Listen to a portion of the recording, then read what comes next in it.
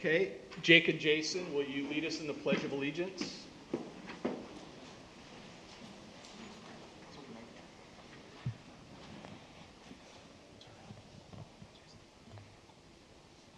I pledge allegiance to the flag of the United States of America and to the republic for which it stands, one nation, under God, indivisible, with liberty and justice for all. Thank you.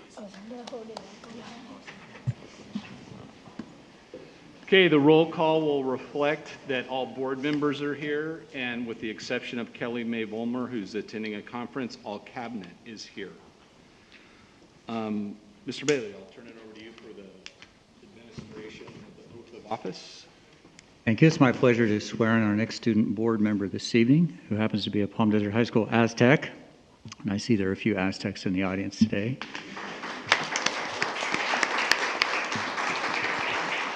I'd like to introduce you to Gurneet Brar. And Gurneet has attended many schools in Desert Sands, starting with James Monroe Elementary School, Palm Desert Charter Middle School, and Palm Desert High School current. The highlights of her educational experience in Desert Sands: she compliments the amazing teachers at Palm Desert High School. Her quote is, "They make my education experience worthwhile, and they truly put me first," unquote. Her hobbies and interests include biking, reading, writing, swimming. Her leadership experience in school and community includes ASB Executive President, a position as ASB Executive Secretary, and also ASB Sophomore Treasurer. Her volunteer experience in the community and school includes Palm Desert High School Dress Code Committee, Palm Desert High School Interact Club, and a book drive. When I asked her to share an interesting fact about herself, she replies, "I love playing with my 9-month-old puppy named Bruno." Gurneet, welcome. You're going to join me down front for the official swearing-in ceremony, and then we'll get you seated as a student board member.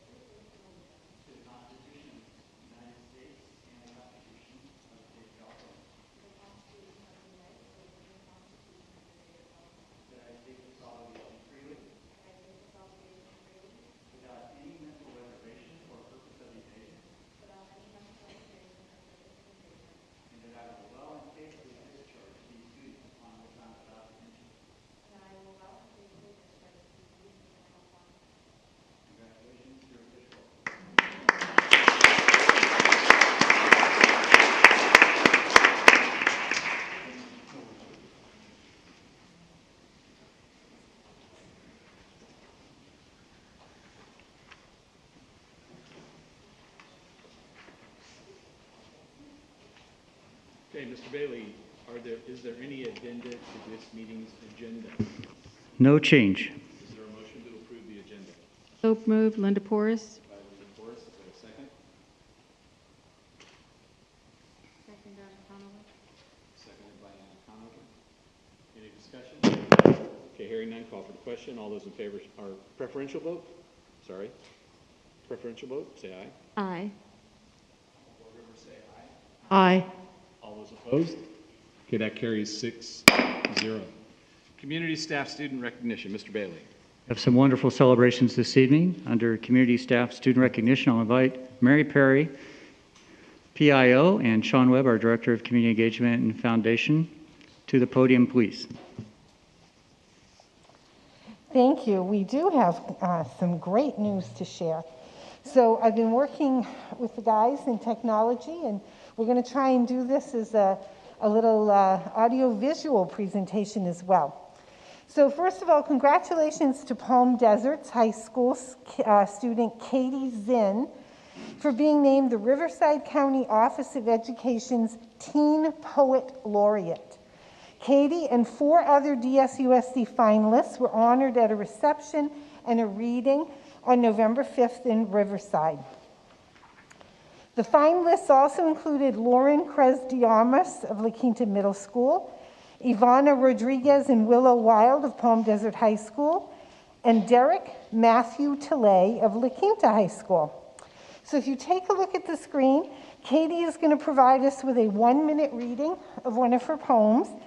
And thanks to Assistant Principal Julie Corral for helping us get the video. Hello everyone, my name is Katie Shen, and this is my original poem, Ode to China Girl.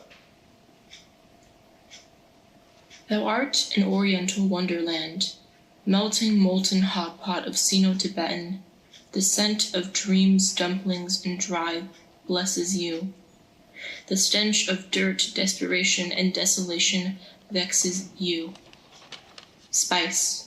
Smell of tiger balm as miracle cure, you are pale in sun, tan and moon. Lips crusted with red bean and legs aching from the miles it takes to make it here. America, the land of the free. Now. Amber light, you kiss high roofs, atop houses in which longing young elders miss their youths. Grandma, your life is filled with rice pot bellies and 9 to 5. Yes, it's hard, you say, but at least I'm alive. So Katie's in our Riverside County Teen Poet Laureate of the Year. So.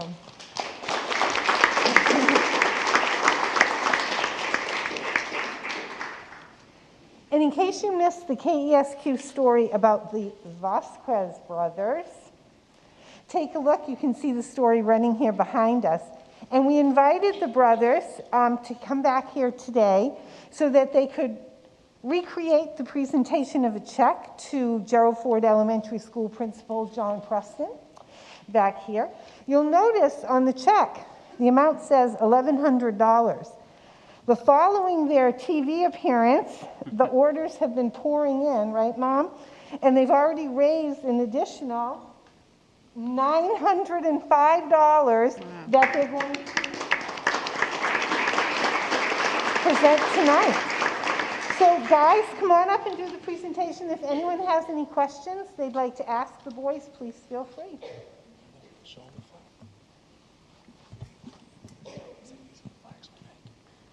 These are the flags that we make. Who do you make them with? We make them with our grandpa, our papa. Can you see here? Yes. I saw it. Do you want to go show them the flag?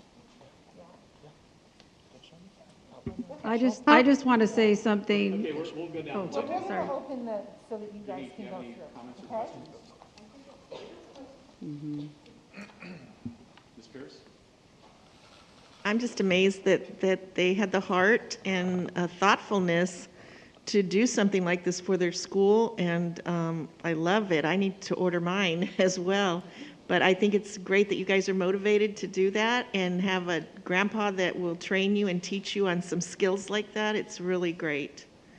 I congratulate you. Jake and Jason are great students, and they embody everything that we work for at Gerald Ford, which is always doing your personal best.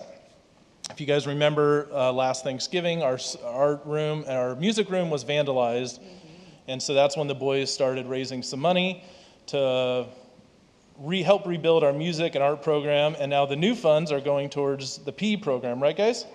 Yeah, so yeah, we're really proud of them, and Jake and Jason's creations keeps growing, and yeah, we're hoping to, maybe we'll do this every other month. Who knows, right guys? All right, guys, come on back. Can I ask a quick question? Quick question, how much are they? $40. $40. So you just tell Mr. Preston, who knows me, I will be by on Friday to pick up my my flag with $40. Thank you so much.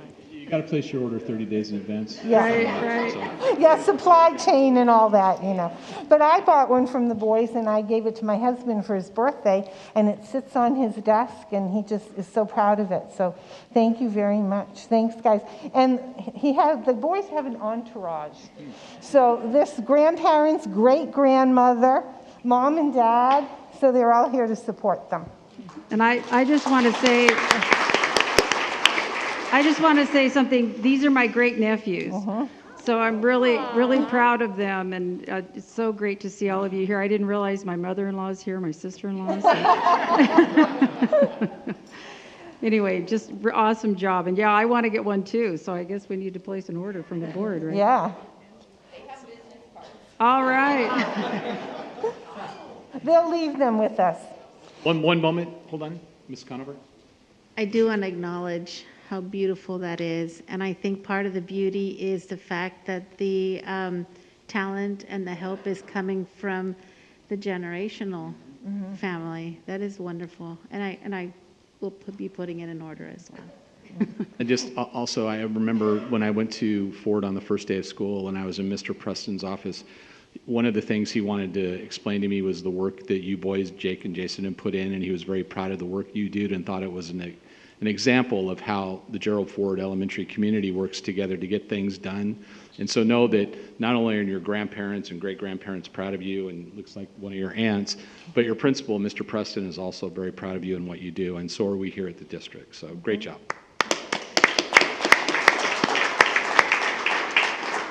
And I just want to put a plug in that the boys are collecting law enforcement patches.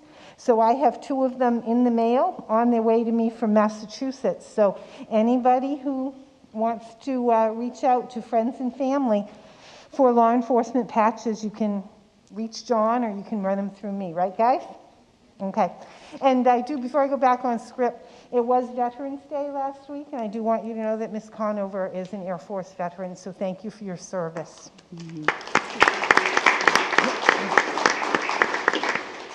So I have another shout out to Palm Desert High School. So if you turn to the screen, those are the Marching Aztecs, and teacher Guy Lake sent this to us because they placed top of the competition in 3 different categories, including overall, at the October 23rd Big Orange Classic.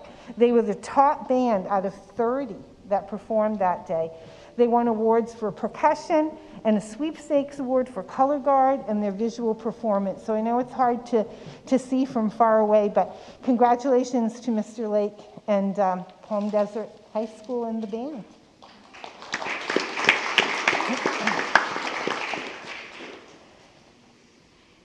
So Enrichment Week at Indio Middle School culminated on Friday, October 29th, and you may have seen the story about the event in last Friday's Desert Sands column in the neighbors section of the Desert Sun.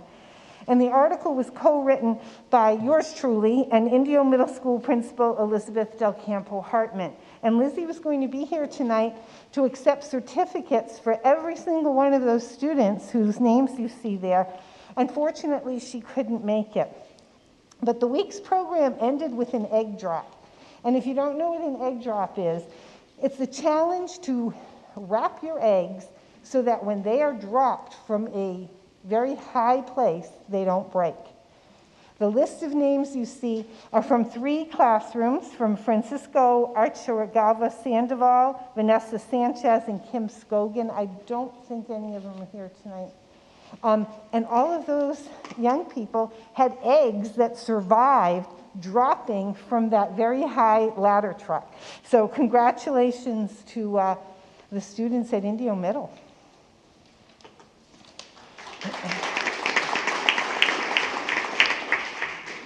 I also have a staff recognition tonight. The National Association of School Psychologists notified the district earlier this month that 6 of our team members have been recognized for making an outstanding difference in the lives of students as part of the National Possibilities in Action Partner Program. So I know at least one of these individuals is here tonight. So if I missed anybody, please stand up and wave.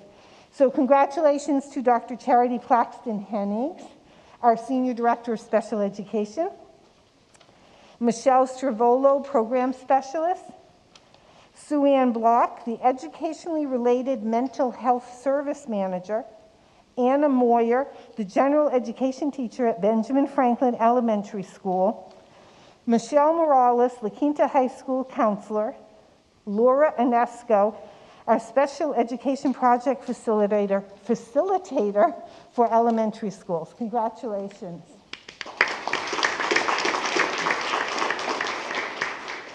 So my apologies to the people who take minutes or do translation for this, because I have a last minute recognition, sorry. I try to get them to them in advance. But this one came in 30 minutes ago. As I think you may remember, Superintendent Bailey noted that we were finalists for several Golden Bell Awards. And I have the press release here in my hand that hopefully I will be sending out after the board meeting because we just got it. So I'm just going to read it to you some parts of it really quickly. So Desert Sands Unified School District received 2 Golden Bell Awards from California School Boards Association, celebrating outstanding education programs and governance practices. DSUSD was selected from 1,037 school districts statewide to receive 2 of the 39 leading educational honors presented by the California School Boards Association, the Golden Bell Awards. Receiving 2 is just practically unheard of. We have received a single one here and there throughout the years, as have many other school districts, but receiving 2 is just really amazing. I spoke to the PIO, my counterpart at CSBA, just a little bit ago, and they're just so impressed with us. So our awards are for 2 programs. Our Early Childhood Literacy Program, which works with the youngest of DSUSD students, providing the head start needed to succeed in school and life.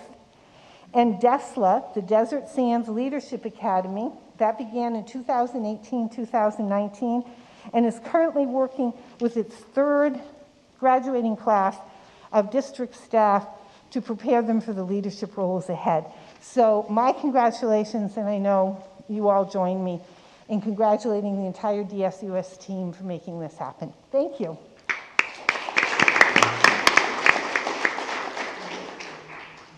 Good evening. The Foundation and the Community Engagement Office has been really busy since the last meeting. I'll share that we closed out our Chili Dog Open mini grants with a total ask of $11,600. This was actually $1,600 more than we anticipated to give out. And during our last board meeting, they decided upon the board that they're going to go ahead and allow up to $11,600 to be used for those grants. So they're going to be reviewing those with the committee, and we hope to get that information out to our staff in early December. In addition to that, on November 6th, the Foundation Express was a great success. We had just under 100 people in attendance. We raised almost $17,000. And then yesterday at the DSEF board meeting, they opened up the process where they're going to have $3,500 mini grants available for all of our PE staff to apply for, and that'll be available in early January. As well as yesterday at our meeting, we established the first endowment committee for the Hunter Lopez Memorial Scholarship Fund. The Vice President of the Foundation, Sandy Hersey, is going to oversee that process. Since we last met, I'll tell you that over $20,000 has come in through the Foundation Fund. I was at Southwest Church this weekend where the people of Southwest gave over $11,000. I was at the American Express Mickelson Foundation breakfast this morning, and they gave Herman Lopez $10,000 for this cause as well. This is now bringing it up over $41,000, where the endowment committee is going to be meeting with the Desert Community Foundation to see if we can house the funds with them. They are a local foundation that oversees over a couple $100 million here in the Coachella Valley, and they manage funds from HOAs to anybody having their own private foundation that set up endowment. So it's very exciting for the foundation that we're doing something like this. As I mentioned, the Mickelson Foundation and the American Express offered us an opportunity to apply for a grant in August. I worked with Mary Perry and Dr. Marcus Wood, where we applied for a grant to help offset the cost of AP and IB exam fees. Well, this morning was very exciting. Mr. Bailey and I were able to attend breakfast and meet with the Mickelson Foundation, where we received a check for $25,000. So I think that's outstanding and deserves a little round there, because that's going to help out our students. Yeah, these funds will be used to provide equitable access to rigorous coursework for all of our students. So we're looking forward to that. And lastly, the next Desert Sands Educational Foundation event is going to be on Tuesday, December 7th. It's going to be with our friend over at Casuelas Cafe. Ray Rodriguez is working with us as we're going to raise funds for Carol Cox, their Memorial Scholarship Fund. For those of you that don't know, Carol was a longtime employee of Desert Sands who unfortunately passed early due to cancer, and she was an athletic director at Palm Desert, basically opened up the school over there. But we're going to raise some funds there on December 7th, and I invite you to attend. Thank you.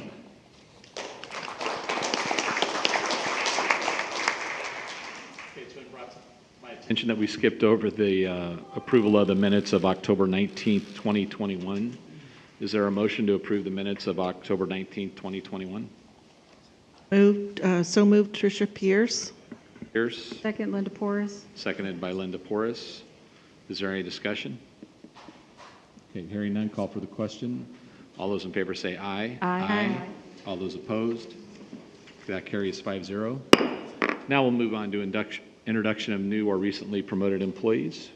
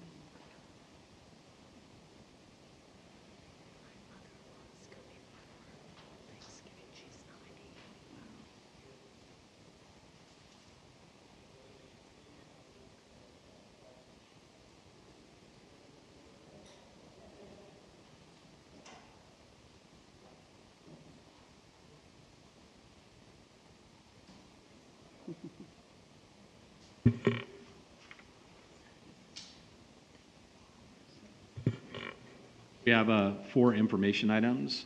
12.1 is Shadow Hills High School boys basketball going to Miami, Florida to play in a tournament. 12.2, Shadow Hills boys basketball going to Chandler, Arizona to play in a tournament.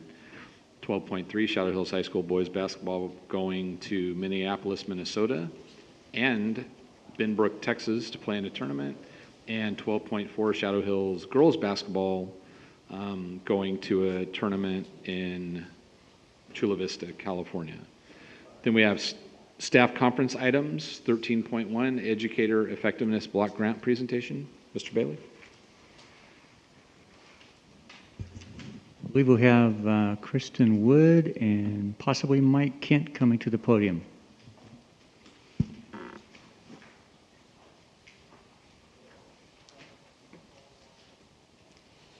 Good evening. We are here to present the Educator Effectiveness Block Grant. I'm Kristen Wood, the LCAP coordinator, and this is Mike Kent, our Director of Professional Development.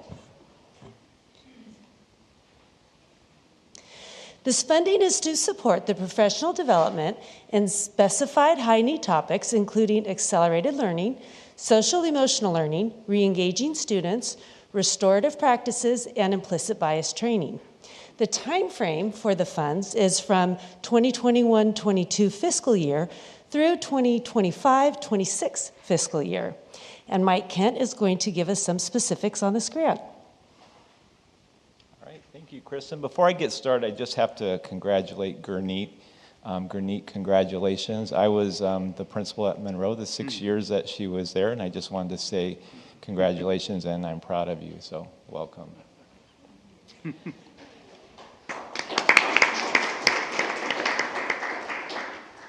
Good evening. We are excited to have this opportunity to build our capacities as leaders of learning.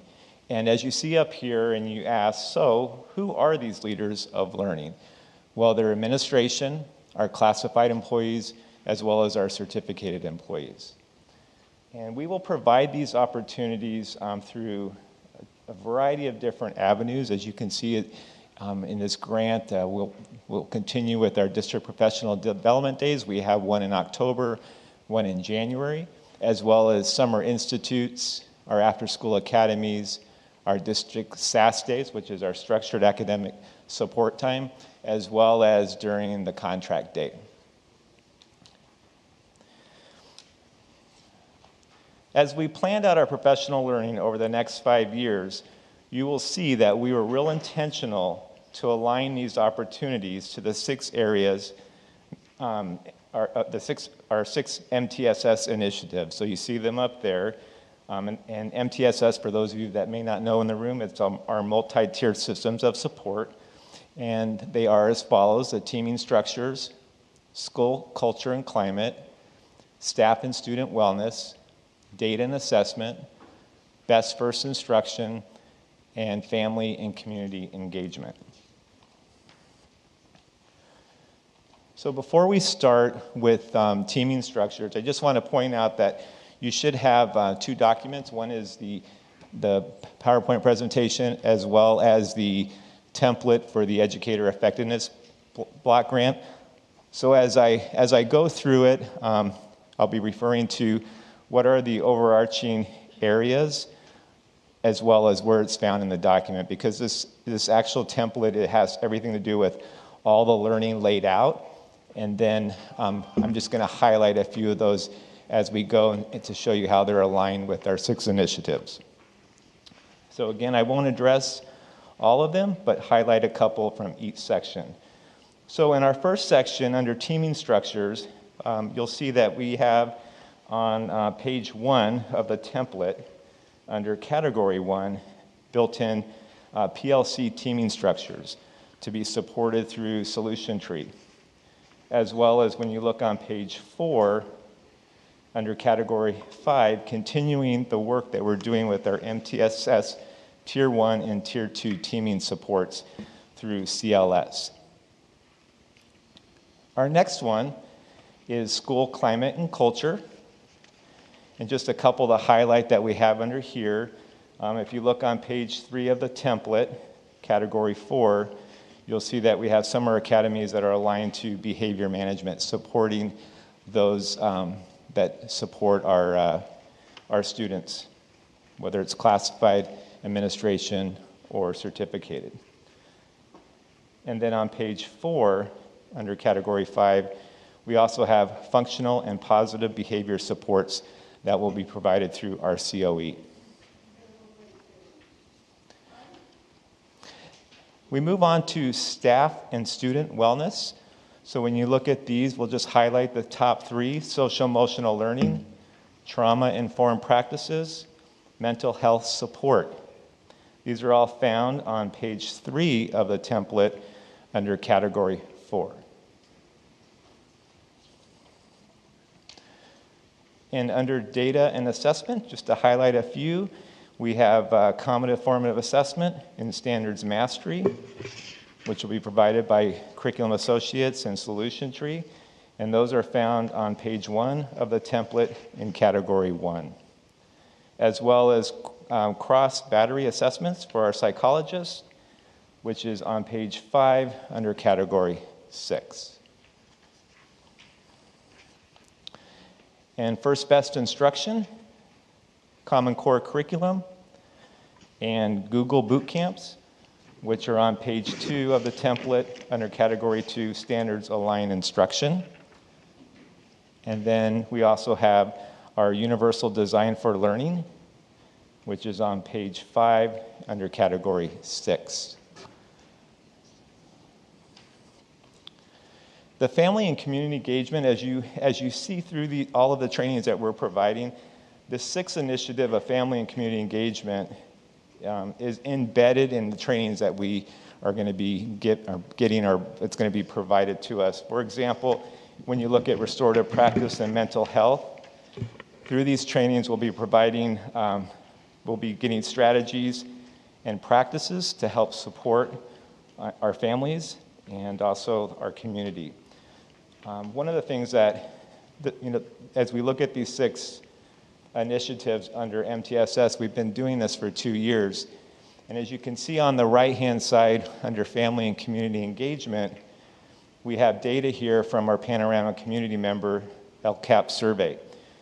And I'm just happy to say under the safe environment and school connectedness that what we're doing already has had a strong impact and effectiveness.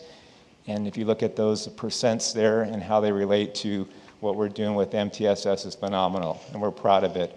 So we're just excited to see as we continue this work and get better at our craft and get better at what we're doing, it'll be nice to see those effectiveness scores improve even more.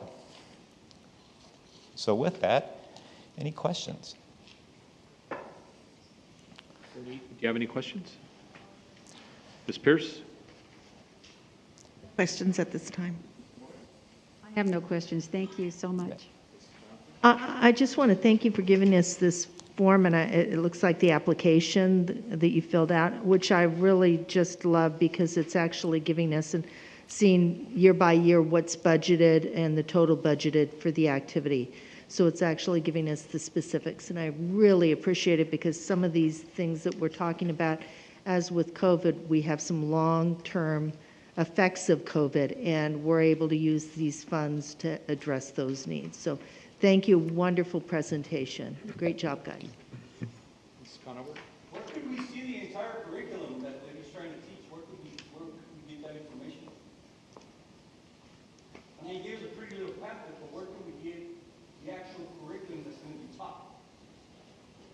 Why don't you give us your name and number, and you can come and look at our curriculum whenever you want.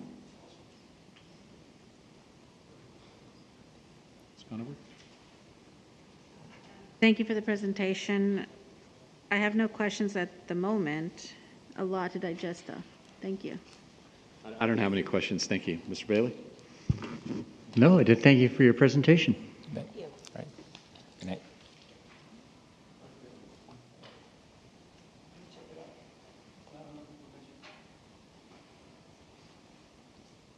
Okay, now we'll move on to public hearing 14.1. We have a public hearing number 04-2021-2022, notice of public hearing regarding proposed community facilities district CFD number 2021-1, the proposed levy of special taxes and the authorization of incurring bonded indebtedness within CFD number 2021-1 and related matters. We'll open the public hearing at 7:37. Anybody wishing to be heard on this topic can approach the podium and make your presentation.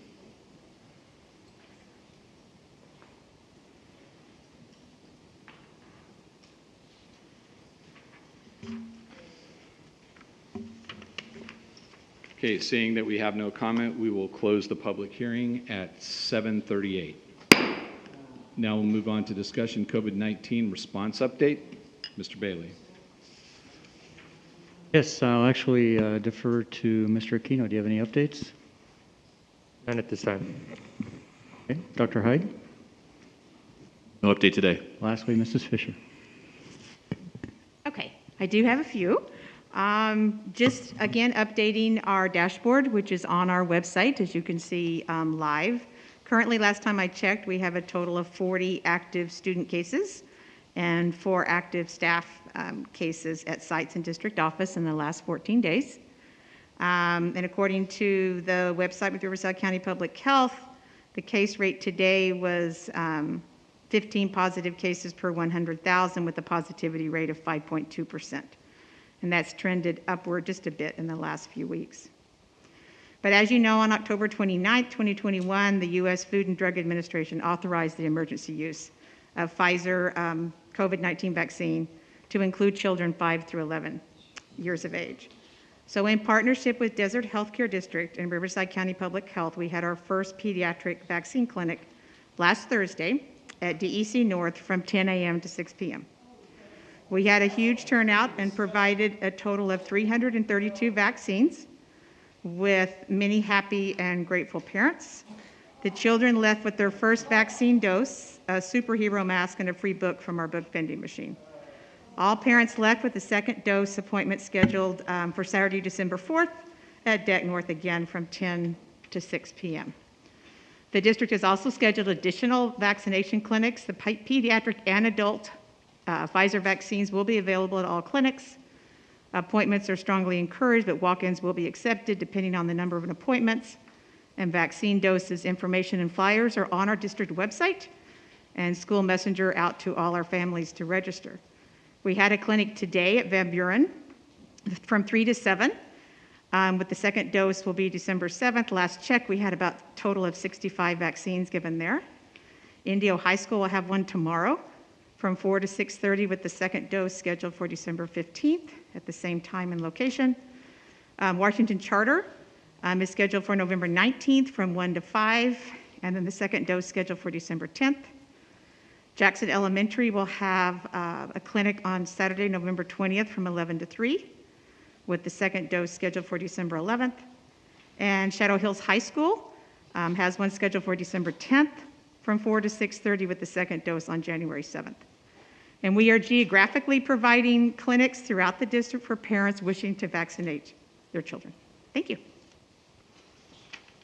Recognizing Dr. Vollmer's absence, that concludes the remarks. Thank you, Mr. Bailey. I'll turn it over to Ms. Conover for public comment on open session items.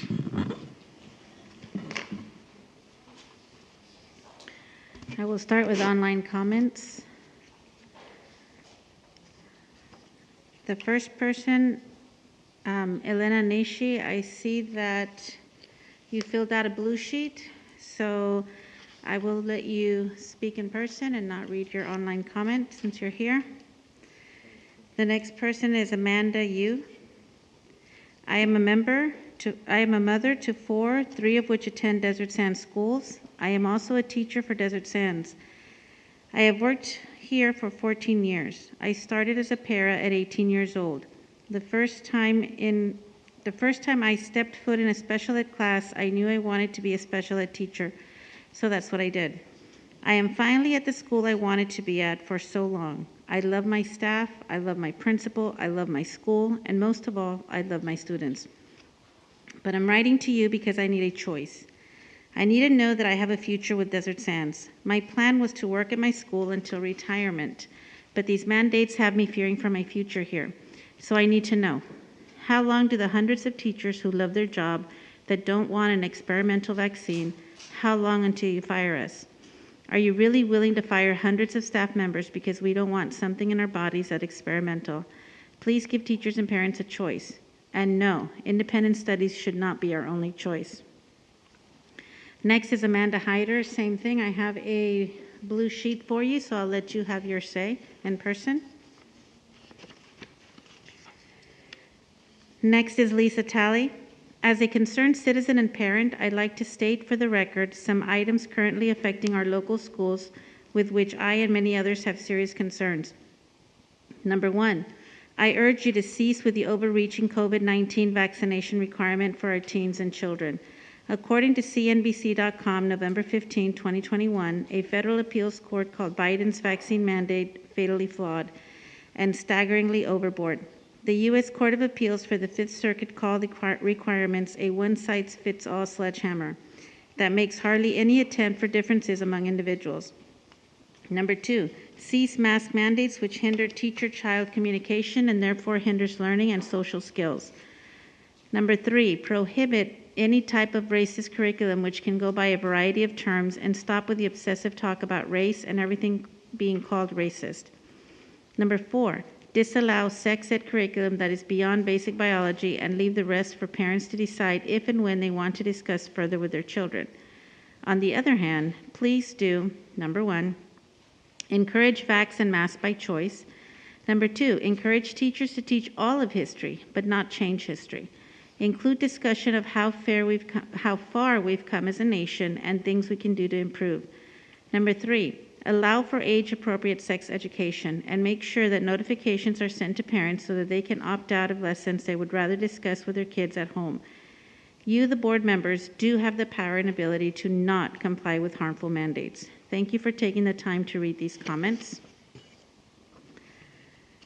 And number 6, Robin Davis. DSUSD Board, as a public institution under current laws, should continue to be a strong supporter of parental rights to the fullest extent of the law. We as parents should have a voice and continue to work amicably with the board to advocate for parent choice. Our children are not at risk. There is no need to mandate the vaccine for COVID in school children. Allow choice, allow our parents to choose what is best for their own children. Allowing choice will not negatively affect anyone attending your school or the extended community.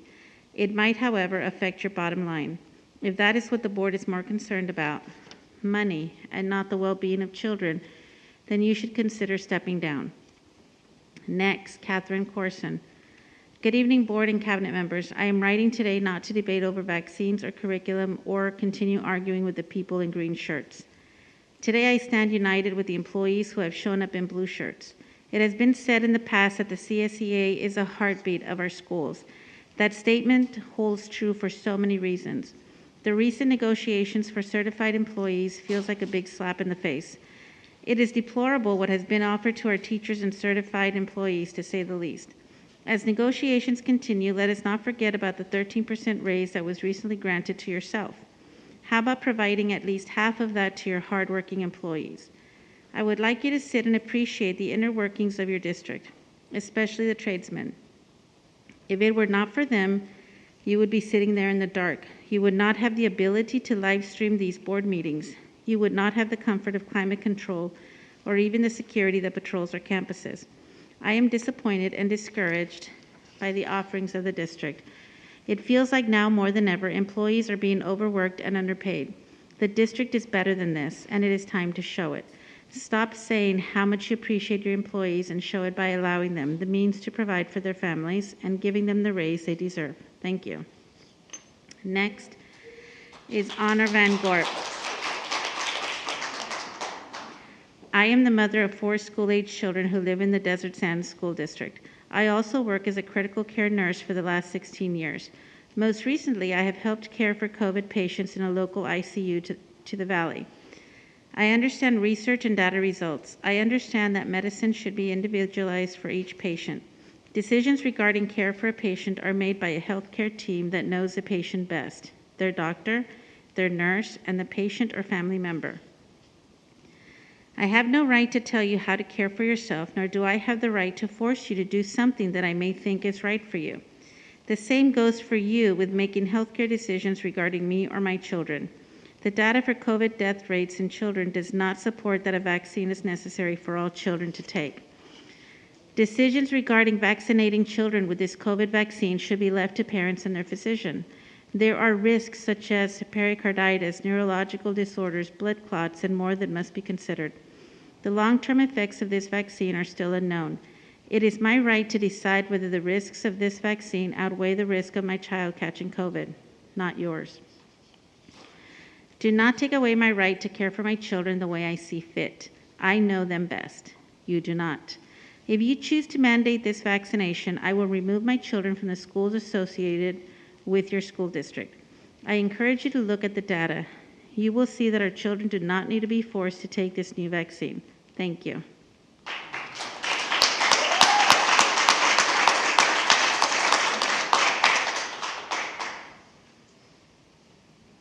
Amanda Hayden is next.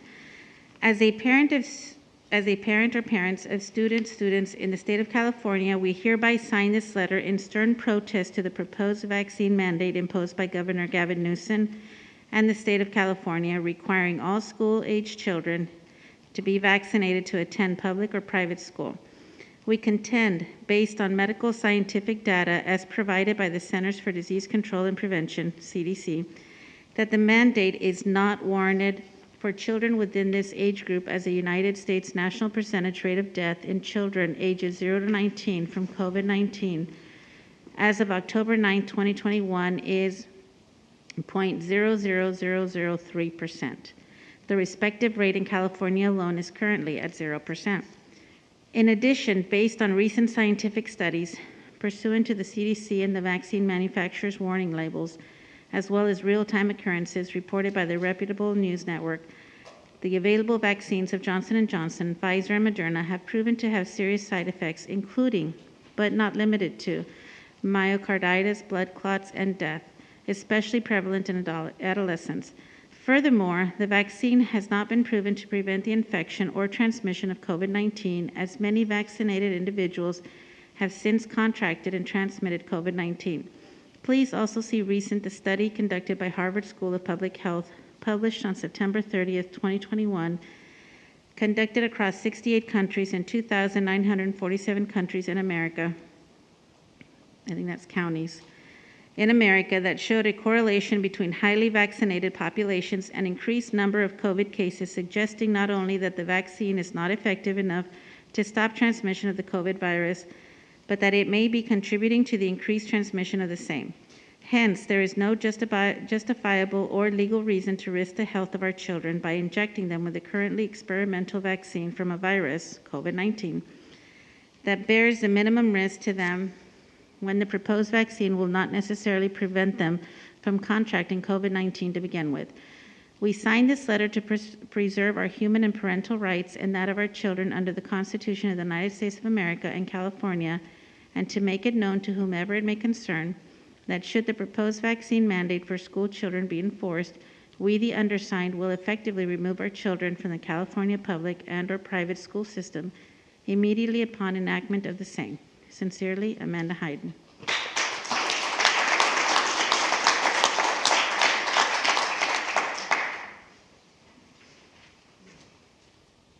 Communications from the floor. In accordance with bylaws of the board number 9323, time is reserved for oral communications by members of the Board of Education or by citizens present. Citizens wishing to be heard on agenda items shall have a 3-minute limit and should indicate their intention at this time. In accordance with the law, decisions of the board cannot be made or any matter not previously published before the board meeting as indicated in bylaws of the board number 9323.2. First is Trina Gonzalez-Alisi.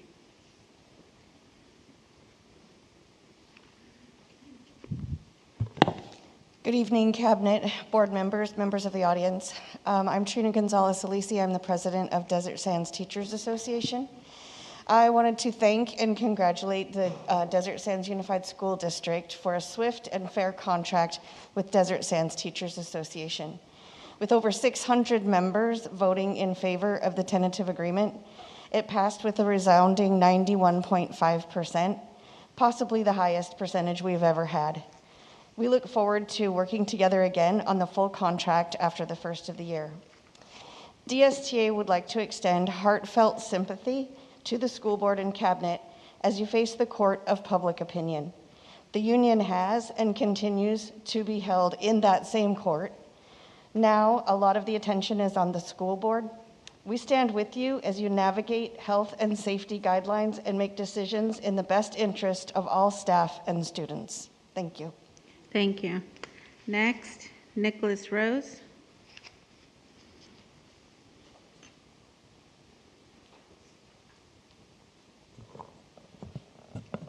Gotta adjust that up. All right. Good evening, ladies and gentlemen of the board and members of cabinet. I wanted to begin my time tonight acknowledging someone who has been a pillar of CSEA and our Chapter 106 for over 30 years of service here at Desert Sands. David Hinojosa is over there in the audience. He's been our chief steward, member of the executive board, and a steady presence at the negotiations table. He's also stood up for all classified employees in a precedent-setting PERB case about the right to negotiate the transfer of work out of the bargaining unit. CSEA was successful in advocating for that right, which benefited classified employees across the state. David, your leadership and experience will be missed, and on behalf of your brothers and sisters here at Chapter 106, I want to thank you for your years of service and wish you a happy retirement. Thank you.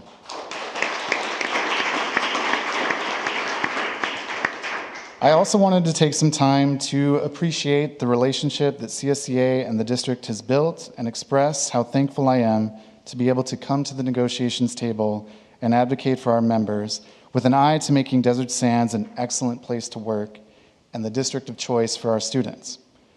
Across the country, we're hearing news about the Great Resignation, about worker unrest and strikes at companies like Kellogg's, John Deere, Nabisco, Kaiser, and more.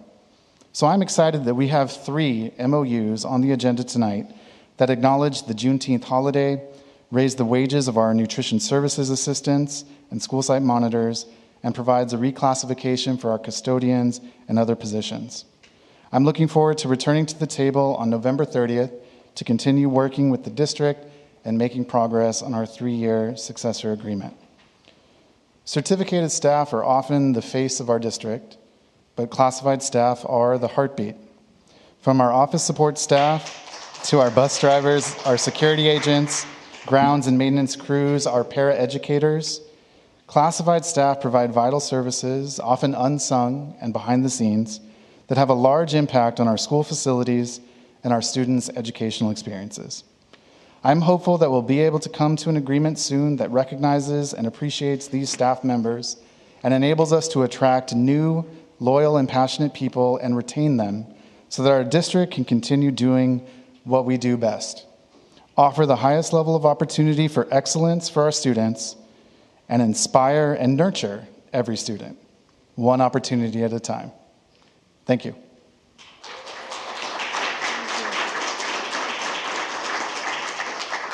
Next is Betty Calloway.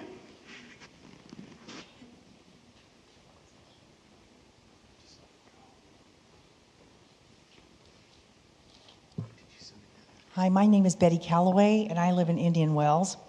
I'm a mother and a grandmother. I have 7 children. My husband and I raised 7 children, and we have 13 grandkids. And the reason I'm here tonight is I'm very worried about where we are, where we're going with the education of our children. And I've struggled with this, and I just need to talk to you. These children are our future. And our schools are here to educate and empower. But I'm seeing and hearing indoctrination, and that worries me.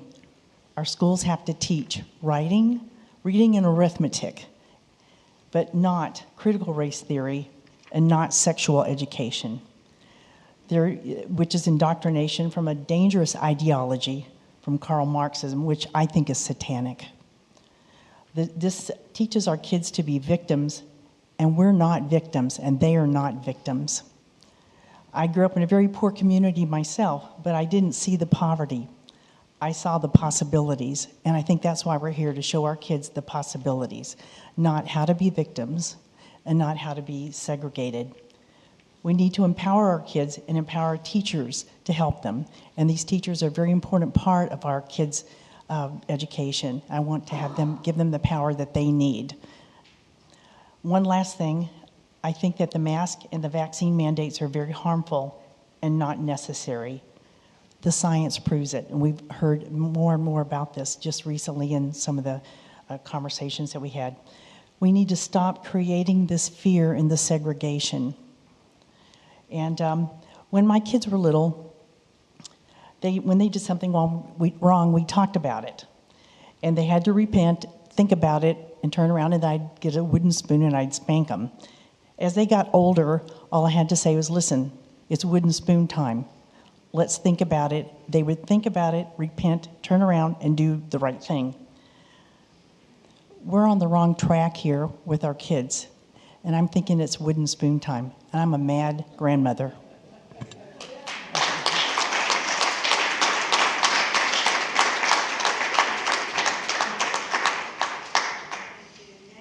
Ursula Leguila.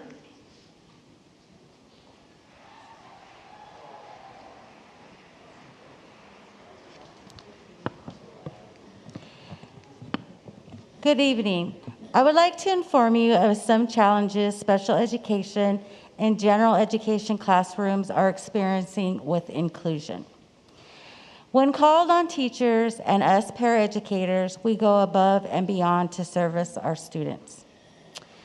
We paraeducators have been asked to implement an inclusion model with no training whatsoever. No clear plan, no communication between administrators and school site staff.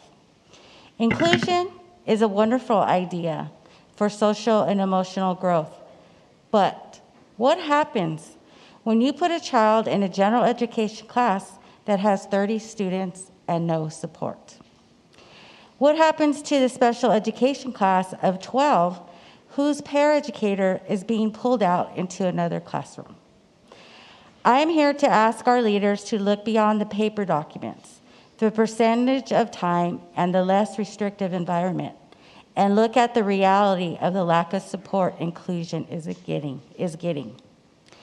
And develop a rural plan to put more support in classrooms in order to give equal support to both general education and special education classrooms. As a paraeducator, I invite directors, Mr. Bailey, Ms. Fisher, Dr. Hennings, and the Board of Education members to come to visit classrooms that are being impacted.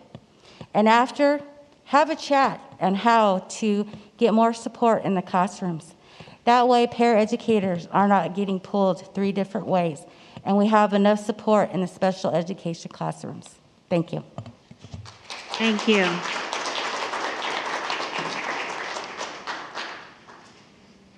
Next is Julie Klein.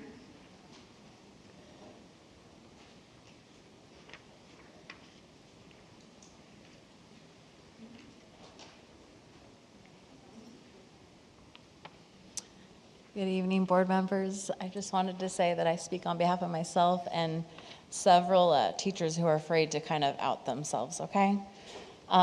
So board members, we've been listening to you for months. We've been told to agree to disagree. This is bigger than that. We are now being told that freedom and bodily autonomy and choice over our own bodies is selfish. It is not selfish. Bodily choice and autonomy is the last line of defense between us and complete and total control. Psychopathic abusers like the government and Big Pharma will tell us we are selfish for listening to our own body and our own intuition, or if we show other signs of breaking free from their manipulations. We're done.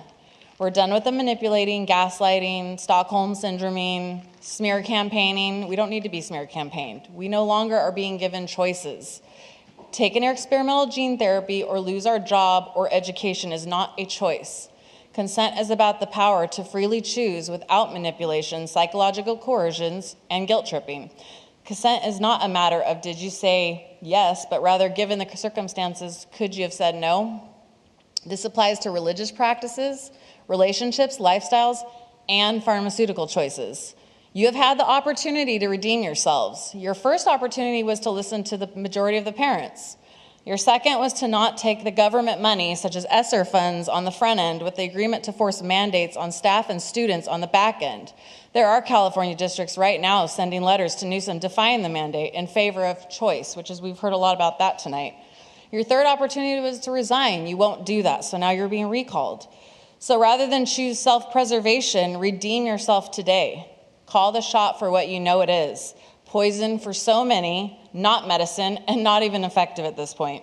Call the segregation for so many minorities who don't want to take the shot what you know it is. It's immoral and it's racist. Call the mandate what you know they are. It's unethical and it's criminal. Do the right thing and acknowledge the right to bodily autonomy and choice. The boot may only be on some of our faces right now, but at some point there will come a time, and the way things are going, maybe in the not so distant future, that your government orders you to do something that you are not willing to do, and then it will be too late. So redeem yourself, because in the end, there's always a chance for redemption, until there's not. Thank you very much.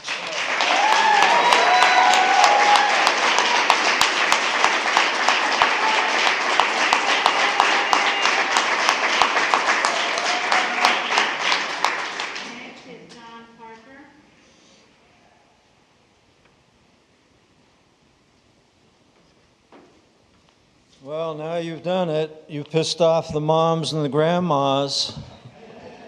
I want to tell you, you can't win that one. You know, I remember Dad was pretty bad, but boy, when Mom got pissed off, forget it. Okay, I sent each of you a video interview with Dr. Malone, the inventor of the mRNA technology. Did anyone watch it? You watched it? Anybody else? You watched it? Did you watch it? I sent all of you that video. He is the inventor of the mRNA technology, which is the vaccine that everybody's talking about. I revised my opinion of injecting small children, or anyone for that matter, with an experimental synthetic gene therapy. Even the mainstream media is reporting diminishing effectiveness of the shot because the virus is mutating, which the experts knew would happen from the beginning. Today's injection was designed for the original virus, and as the video points out, we're on the Delta Plus variant. One of the drivers of this is one of the drivers of the push to inject young children and encourage all people to get the shot, and now boosters, is Big Pharma has inventory to sell. Plus, you guys have way too much money. Levying another tax? Are you out of your mind? There is no science to support the clinics that you started this week. As the inventor pointed out, small children should not be given this medication. This is a global medical experiment that has gone way past what any reasonable person or medical professional would condone. It is no longer child abuse, as I said the first time we met, if you'll recall, and I was a lot more fired up than I am. I'm really fired up now. This is not child abuse now, it's evil. The real purpose of social emotional learning, CRT or ethnic studies, sexual indoctrination, desensitizing children to gay and transgender mutilation, is to modify the nature of creation and defy the Creator. It is not education, it is soul destroying, and we know who's behind that. Whether it's in line with your personal belief is incidental. The truth is contrary to nature. It is contrary to nature and invalidates your programs. Leave the children alone. No mask, no vaccine, and let's go, Brandon!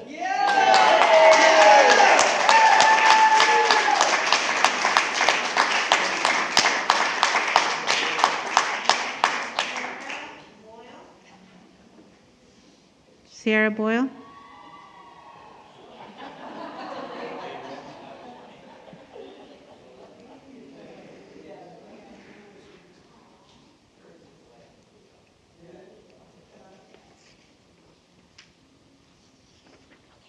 Stay right there, don't move. Hi, I'm here to talk to everyone, or you guys today, about issues that I'm having with the high school that my daughter attends. I'm having issues with the book that they're having to read, To Kill a Mockingbird. She's the only African-American student in her classroom. And I don't know if you read the book, but it says the N-word 44 times.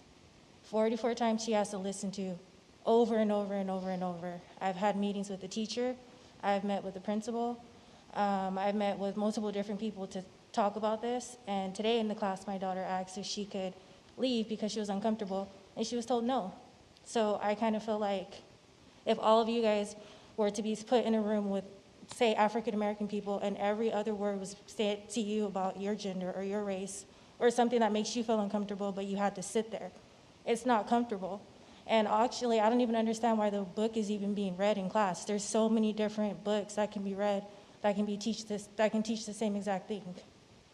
And when you read the book, it doesn't teach you anything other than about a white man who's helping a black guy who has no voice. So if it's to teach about racism, why don't the black people have a voice? Every black person in the book says nothing. There's only white people talking the whole time. How does that help? It doesn't. It doesn't teach them anything. If anything, it teaches her to not want to go to school, but she's been hiding in the bathroom during first period, and she got in trouble for truancy. How does that help her? This doesn't help.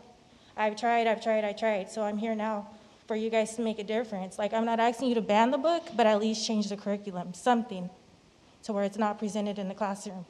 And then when she finally made it to the office, the discipline lady told her it wasn't important. It is important. This is important. What about her mental health? What about how she feels? Like, I couldn't imagine being the only person. Actually, I can. I've been the only person in a room before where no one can relate. Like, can you guys relate to racism and having a white teacher teach it to you and saying the N-word? She can't relate to that. She can't teach you that. She can't even tell you how to feel. And it's not okay. And I want you all to ask yourself, why is this being taught? What is the purpose of it? What do we get out of it? It's 2021. There's so many more books that can be read. And I actually looked up other schools. Burbank, for example, banned it. Other places banned this exact book. Like, we need to do something. I can't keep trying to help her mental health and tell her it's okay when no one else is trying to help me help her. And that's it.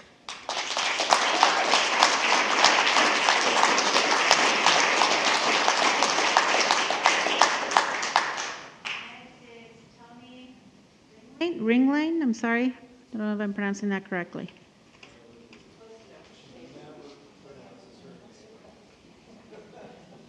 It's German, so it's spelled a little odd. That's probably why you're having a problem. So again, my name's Tony Ringline. I'm the grandmother of 4 daughters in the Desert Sands Unified School District. Been here before. And I want to address some comments that were made at the last meeting on October 9th. One was by Dan Ball. Now, whether you like Dan or not, or agree with him or not, he talked about trust and the trust that parents put in the board that they elect and pay for. I thought that was a very valid point. The other comment was made by Wendy Jonathan at the end of the public comments. And she thanked us all for being here, because that's not normally what happens. And I thought about that, and she's right. Normally we're not here, because normally things seem to be okay. Our kids are taken care of, they're getting good education, and we're their friends. Generally, it's been okay. But something happened, and that trust that Dan spoke about, y'all broke it. And that's why we're here now. You see, when we elected you and pay your tax or pay for your salaries, it is an inherent trust that you will do your fiduciary responsibility to them, the parents and the children. You are failing greatly in that fiduciary responsibility. And you all hide behind those masks. And Miss Laura Fisher, you seem so proud to talk about those vaccine places where they can inject those children with the vaccines. You'll be proud of yourself someday, I'm sure. But today is not the day to be so proud. I can tell you that. The whole vax mandate is unconstitutional and it's criminal. The mask mandate, oh, you're so smug sitting up there with your masks. And that is what it is, you're smug, because they're false, they don't work. It's been proven they don't work. Did you go to the Pride Parade last weekend? Everybody? Yeah, but you're forcing our children to inhumanely cover their face so they cannot learn how to assess a person, which is natural. We can assess whether you're a good or a bad person by being able to see your face. That's a good judgment. We can't do that with our kids anymore. What you're doing is inhumane. It's criminal. And we're not going to stop until you stop and take up your fiduciary responsibility to our children. You do not know what's best for them, Don. We know what's best for them. And being forced to have a vaccination is not best for them. Wearing masks is not best. Sexual indoctrination is not best. And critical race theory disguised as social emotional learning is not best. And we demand that you end it all.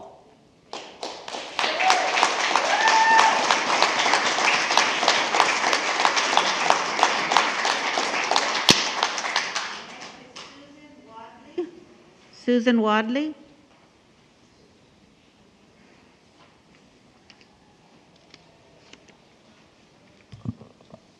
Hi again, I'm Susan Wadley.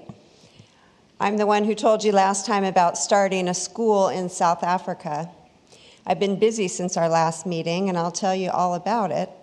But first, I want to speak to the comment someone made at the last meeting, saying that we shouldn't be here if we don't have kids in the school system. Wrong. Let me tell you why people like me are here. We are sending a message loud and clear that we 100% have the backs of every parent, student, teacher, and employee being subjected to destructive curriculum and illegal, immoral mask and jab mandates. I won't call it a vaccine. You will not isolate and abuse them as if they have no one in their corner or on their side. They also have the law and science on their side, by the way. Check the latest CDC findings on natural immunity, the federal court's ruling halting employer vax mandates, and the latest scientific study by the Cato Institute debunking your mask narrative. You are on the wrong side of this fight, board members, and I suspect history will not look kindly on your actions. I pray daily that you will change your ways. In the meantime, I've gathered a growing group of parents, teachers, and citizens, and we are taking action. We built a website which informs parents of the multitude of alternatives to your public schools in our area right now and how to access them. We are receiving donations so that low-income families can also exit your schools. We are confidentially consulting with teachers who fear for their livelihoods, and we're building a safety net for them so they won't have to submit to your tyranny. And just like that, we have a structure, a plan, and funders. I told you it would be easy. After the last meeting, I received a call from a dad who desperately wanted his child out of your school system for a plethora of shocking reasons. He had no idea where to begin or what his options were. After a few conversations with people in our coalition, this dad secured a place for his child to learn, grow, and thrive. Piece of cake. No one even broke a sweat. That is the power of community. That is why we are here. We are not going away until you change your course. Ditch the offensive and lewd curriculum, drop the unconstitutional mask and vax mandates, and get on the right side of history. Thank you.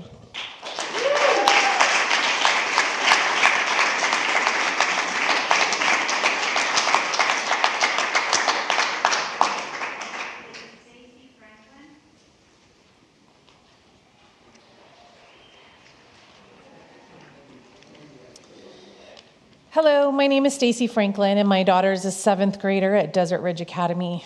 Last week, our children stayed home on Thursday to celebrate Veterans Day, a day where we salute the brave men and women for their part in the preservation of freedom and honor them for their courage and devotion to our country. My husband, Staff Sergeant Travis Joe Franklin, is among those veterans. He served 15 years to protect our freedoms. But why teach our kids to honor those who fought for our freedom if you're going to take away those same freedoms?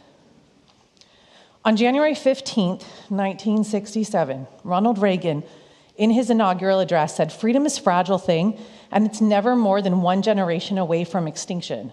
It's not ours by way of inheritance. It must be fought for and defended constantly by each generation." By telling me that my daughter must get the COVID vaccine to attend school is telling me I no longer have the freedom to keep her safe. The vaccine has no long-term safety data, but instead it continues to add names to the list of kids and adults who have died after getting it. Last month, I stood before you and listed 14 names of children, because I was only given 3 minutes, who died after receiving the vaccine. Sadly, there's more. The following children were healthy football, soccer, baseball, and basketball players. Stephen Sylvester, age 15, Kajitan Sofar, age 13, Moira Arney, age 15, Andrew Roseman, age 15, Nicholas Lorenas, age 15, Miguel Lugo, age 17, Devin Duhart, age 16, Ivan Hicks, age 16, Drake Geiger, age 16, Joshua Ivory, age 15, Dimitri McKee, age 17, Diego Fashad, age 16, Dylan Rich, age 17, Bruno Stein, age 15, Ava Asopardi, age 14, Jason Kidd, age 12, Weaverton Silva, age 13, Sophia Ben-Harai, age 16, Ernesto Ramirez Jr., age 16, Charlie Zink, age 15, and Melanie Massip, age 16. These are healthy athletes are dropping dead in droves. That's not normal. Psychiatrist Viktor Frankl said, "Between the stimulus and response, there is a space. In that space is our power to choose our response. In our response lies our growth and our freedom." Board members, you are in that space between the mandates and a response. You hold the power to choose. 15 other school districts in California voted no on the mandates. I ask you today, what will be your response? Will it be to honor and fight for our freedoms? Or should we just take Veterans Day off the calendar now? Thank you.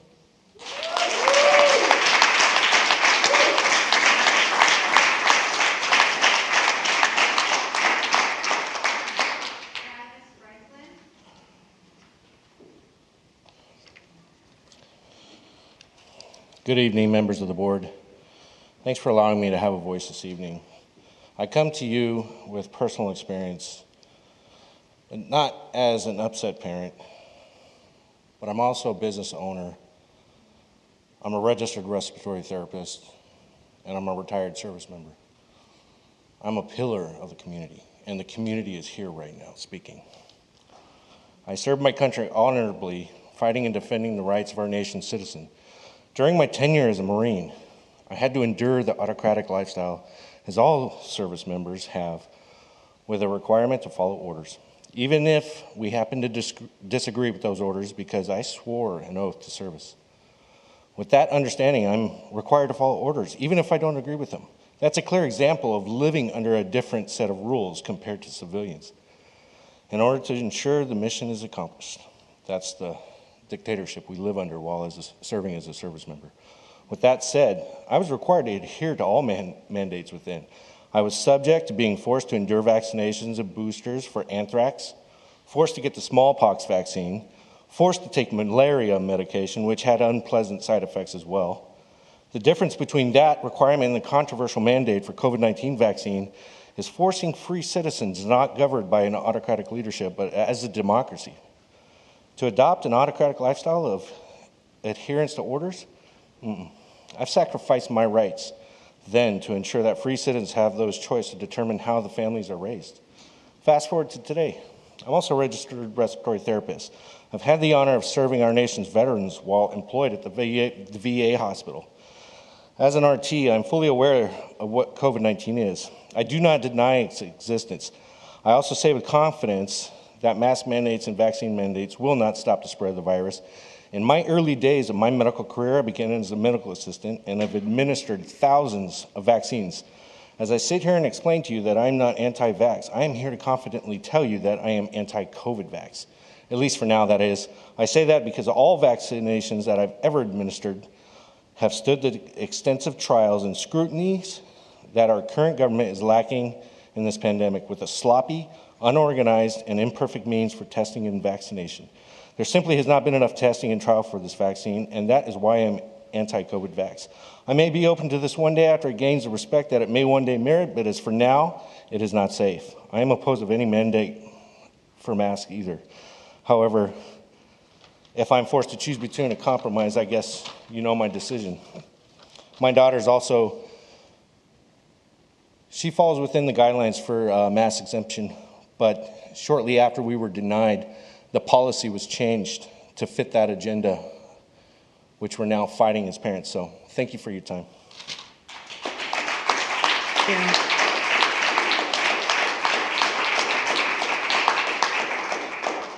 Next, and I can't read the last name, but the first name is Amy Parrott from La Quinta.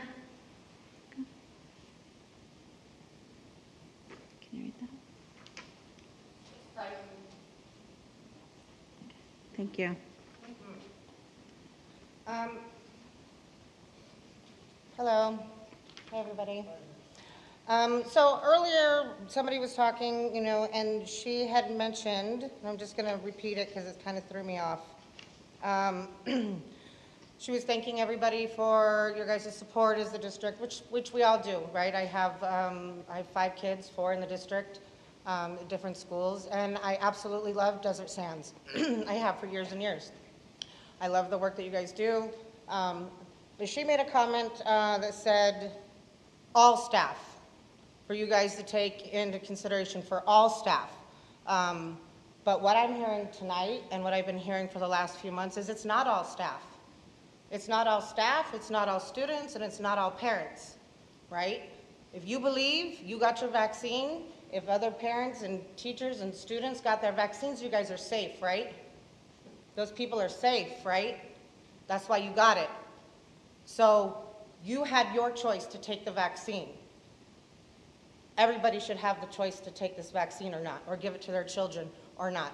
Outside is 31 candles that are lit of verified adolescent deaths, not the stories and all the news and everything that's going around where it's one-offs or it's must be contributed to something else death. Verified, outside, with their names in the candles. So I know there's been a lot of data read tonight, so I'm gonna try not to repeat too many because there's other issues happening at our schools that need attention. There's a ton of bullying that goes on. My daughter's been a victim of it. She had a picture, a meme made about her that a bunch of kids decided that she was too white to be half Cuban. So they made a meme and they sent it around the school about, I spot a racist. Do you know how that felt for her? There's actual real issues going on in the schools that need to be addressed. Not whether you guys think that our children should be vaccinated or not. There's sexual assaults going on. There's sexual aggression amongst our teenagers going on that isn't being addressed, or it's being turned back to the kids and the way that they dress, right? So I think there's more issues at hand that actually need to be addressed. Or how about I have to stop in the street to stop the cars from flying past the school buses because nobody will stop for the school buses. All the money from COVID, I'm sure we could send a car around to some of the school buses and follow them so our kids don't get ran over. Like, there are real issues that we could be addressing here. Real quickly, in my 20 seconds, in the last school board meeting, somebody said there was 49 confirmed cases in the Desert Sand Unified School District between students and staff, okay? So there are, according to your guys' website, about 27,963 students, 86 administrators, 115 pupil services, 1,267 teachers, a total of 30,462, okay? At 49%, that is 0.0015% of that number of people. Where's the pandemic?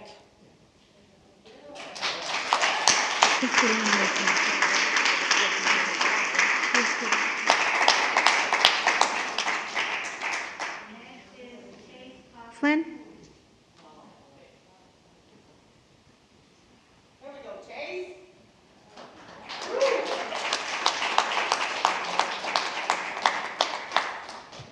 Hi, I'd like to talk about how for the past month or two, I haven't been allowed to go to school because I have an exemption from wearing a mask because I can't breathe in it, and the school is refusing to honor that exemption. First, I was able to have the exemption for the first few months of school, but then you changed it to where, no, now I have to wear a mask. You said there's legal grounds. My mom called Department of Health for California and Riverside. There was no legal grounds, so you then put me in a face shield, which gave me a panic attack. It sent me and had severe trauma from all the things I've gone through with heart surgeries, kidneys, everything I've gone through, including autism, ADHD, or ADD and anxiety, and there's a lot of other things.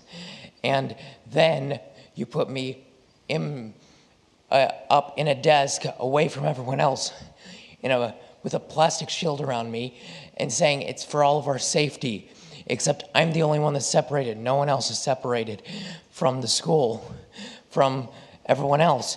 And you're acting like it's for everyone's safety. Why isn't everyone separated? Why does everyone not have a shield? And also, I know you are, in terms, environmentally friendly. I know you bought a lot of shields last year. We'd like to know what you did with them, if you disposed of them properly. Because if you didn't, you are going to make yourself look pretty bad if you didn't. And also, do not say that you care about me and you want me to come to school when, if you did, you would defy the mandates that are destroying me from having an experience in school. I go to school to learn, but also to interact with people that I have been friends with for nearly a decade. Do you not understand how that works? And I'd also like to ask why you will not defy the mandates that you know aren't constitutional, because people are to find them. And also, one more thing. I'd like to know if the people on the board are like the people in Congress with the U.S. citizens, where you don't have to be vaccinated, but everyone else does. I wonder if that's how it works there. And also, I'd like to say that I have been at this school for been in Desert Sands my whole life, had good and bad experiences. I'll get to those another time, but I want to say that it is not your right to decide what I get to do with what I get to do depending on with my medical conditions. My doctors make that decision, not you. And you have to remember that we are going to circle back and take back our rights from these tyrants on the board, in the government, and in the White House.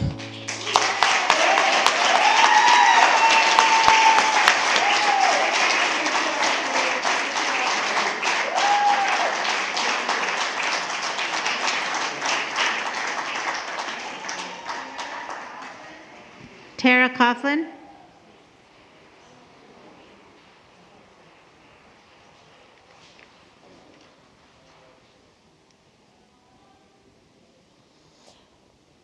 Good evening. I'm back. Is that the microphone? There we go. As Chase just said, I'll pick up kind of where he left off, but I did call the American Disabilities Act. I did call Riverside Department of Health. I did call Sacramento. I did call California Department of Health. I looked at the CDC guidelines, and I didn't get a hold of anyone in Sacramento. That was the only place I didn't get a hold of anyone.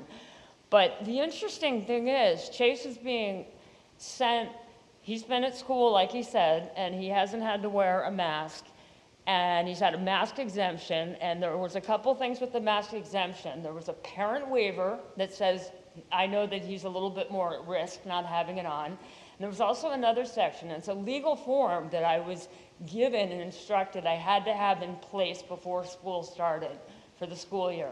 So I worked with the district nurse, got it done, and the other thing was, can we condition your child to start wearing a mask? And that was a no, not happening. So the doctor didn't opt for that. So Chase, did have some trauma putting on a face shield with a drape. He tried it out. He was a good sport, but it did bring up a lot of stuff. He had an NG tube as a kid, as a baby. He's had 5 open heart surgeries. He had acid reflux bad. He's got autism. He went into trauma. He came home and jumped in bed for 2 days, and I couldn't figure out what was going on. And then we tried something new, and Zink was willing to try something new. We did the plexiglass thing. Chase said he felt alienated. I had to listen to him speaking to somebody else, not me, because I was trying to make him go for it and just work with it. And he felt alienated. He felt bullied into doing new things. He has never enjoyed school until he got into high school. He's had the same special ed kids for a decade. And now he feels like if he's there, he's the one, or he's the reason that they're all going to get sick. And he felt like, his friends being pulled away from him. He knows he's socially awkward. He's totally okay with that. His friends are socially awkward. He likes that about this. And you've taken away his social life. And I can't tell you how detrimental it is for him psychologically, emotionally, mentally, physically. I mean, these are long-lasting things. This kid's had a lot of stuff in his life. And last meeting I had with Mr. Zink, to be quite honest, I called an IEP meeting. Scott Bailey, you're invited. I invited Laura Fisher. I want the key people there. Mr. Zink, you're invited. But he's been on a transplant list, and that's inevitable in his future. He's got half a heart. He's got 1 kidney. He's got epilepsy. He had 2 trigger thumbs. He has ADD. He has autism. I don't need to have my son stressed out at school because of these rules that aren't really in place.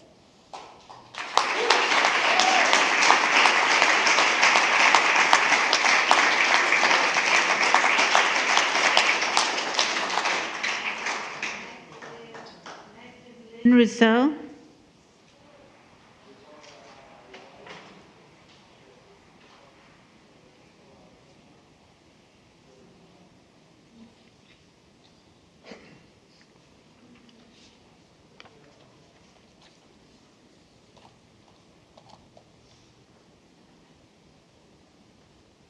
Hell is empty, and all the devils are here.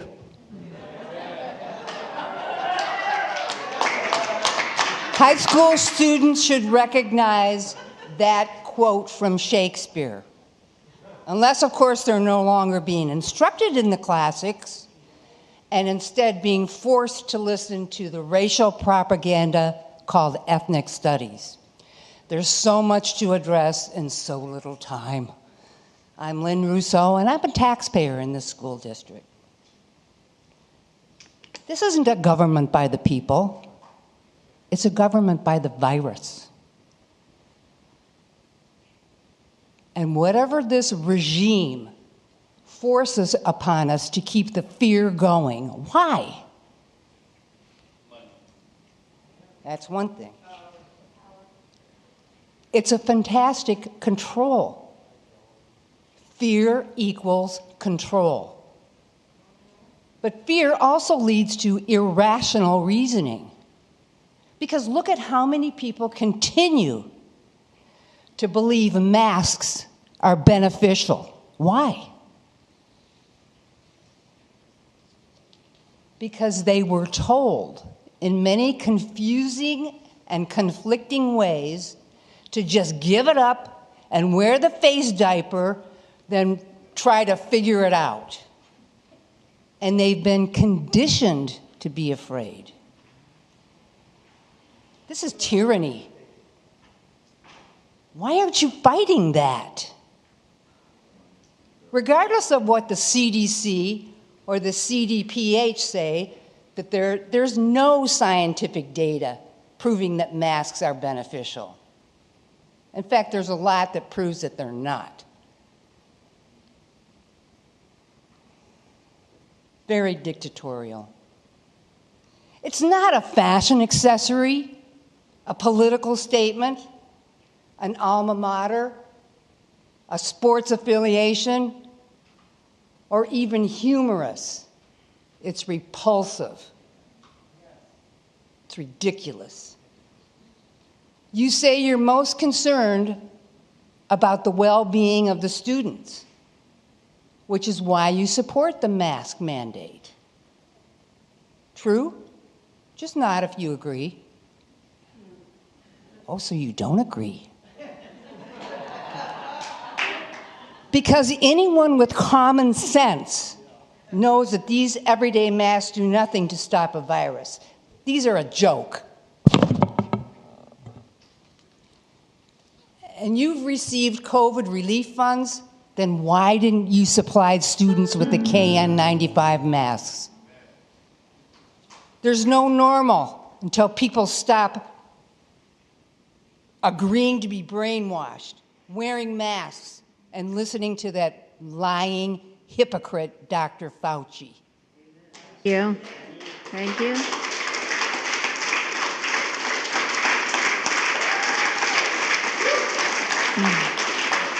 Next is Doug Hassett.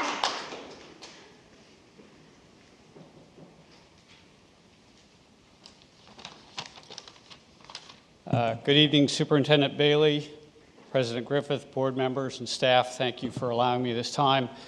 It came to my attention via social media on November 3rd that a survey was given to 7th graders asking them to indicate their sexual identity. The 2-question survey asked 12-year-olds to answer whether they were transgender, gay, lesbian, straight, bisexual, something else, declined to respond, or unsure. Because I noticed this on social media, I thought it best to call the district to verify. I did this, and the distribution of the survey was confirmed. As a former employee of the United States Census Bureau, I do understand the importance of surveys. So with this background and the known fact that junior high and high school students are generally considered hormone soup, I had to ask myself why the district would trust the data gathered from 12-year-old children. I understand an email was sent to each parent and the opportunity to opt in or opt out was available, but what I would like to know is whether the letter included encouragement for the parents to have this discussion in the privacy of their home. Encouraging a family discussion would have certainly become a moment to build and strengthen families. I believe the questions are something every mom and dad would love to know about their child, but what about giving the child some breathing room, an opportunity for self-discovery, and the chance to strengthen families? I'm not ignorant enough to think that every family is perfect or every child's home life is easy, but if the argument against encouraging family discussion is that parents aren't engaged, let's just not give up on parents. If the argument for the survey is that gathering data provides funding for the district, I think as a society we've really lost our center. There is currently a big push to give parents and students choice.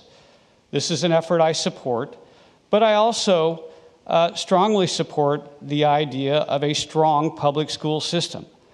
I don't have all the answers, but I believe public schools will be influencing education for years to come. But successful influence in any endeavor is built on trust and service. I can't imagine what it's like to be sitting in your seat. It can't be easy. It must be extremely difficult. But I would urge, please trust the public, keep the public in public schools, and the trust of the public will follow. Thank you. Yeah.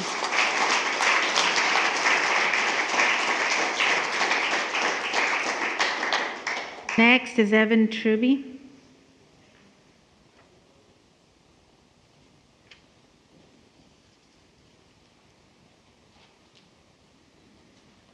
Okay, thank you for my time tonight.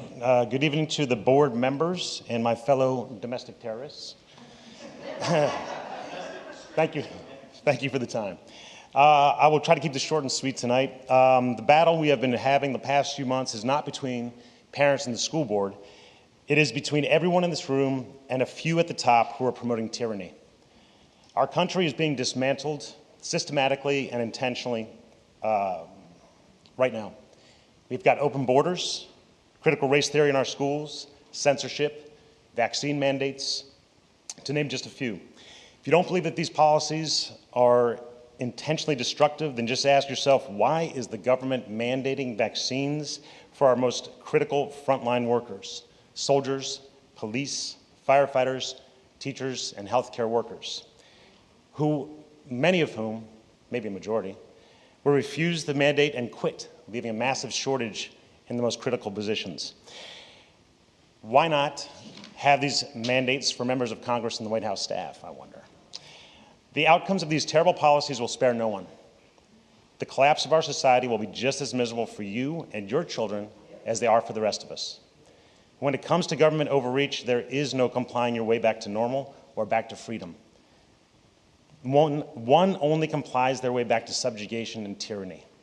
The only way back to normal is through peaceful noncompliance with unjust mandates. Now, I like to think that each of you struggles with your own conscience. I know that you must have some tension between the mandates imposed by Sacramento and Washington, D.C., and the policy that your constituents would rather you abided by.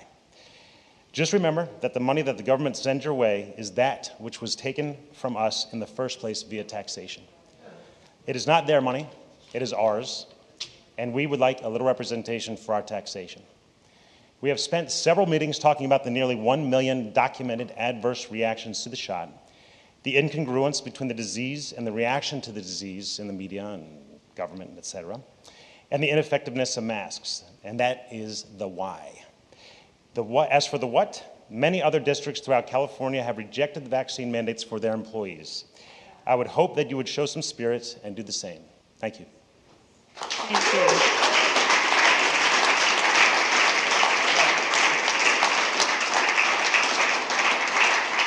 Next is Keith Lathrop.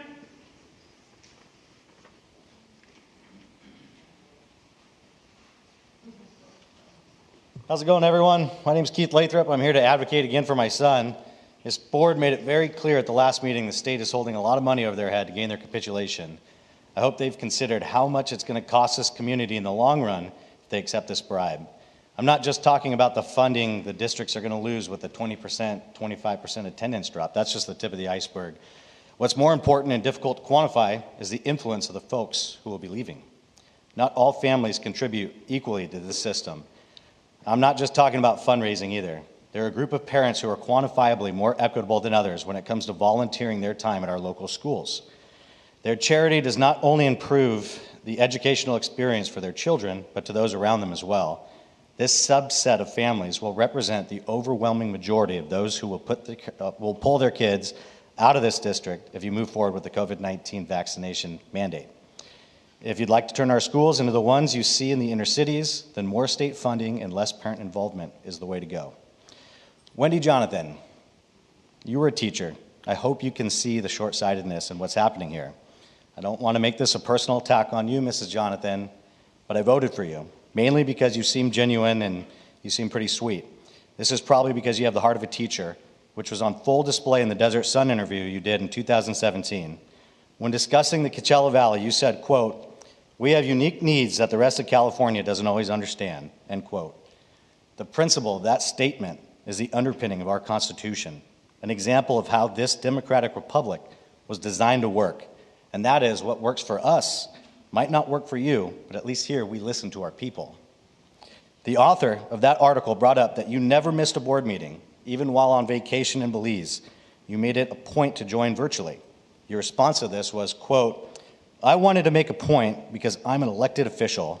They didn't just elect me to sit there. My job is to be active," end quote.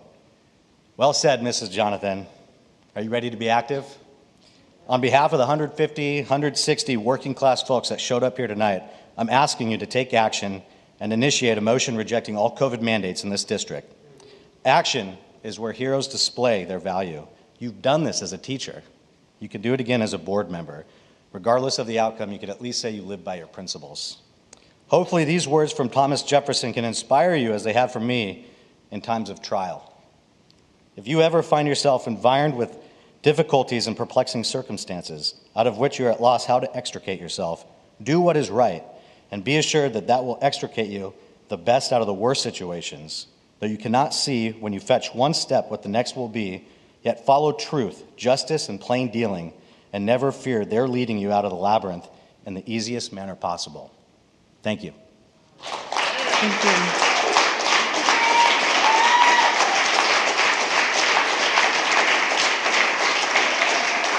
Next is Amanda Hyder. Amanda Hyder.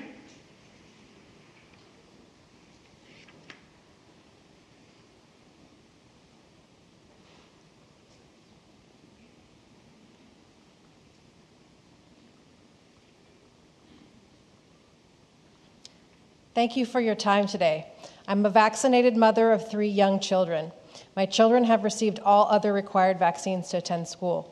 My children love their school, and it saddens me to think that their right to an education will be taken away because of an unneeded COVID-19 vaccine.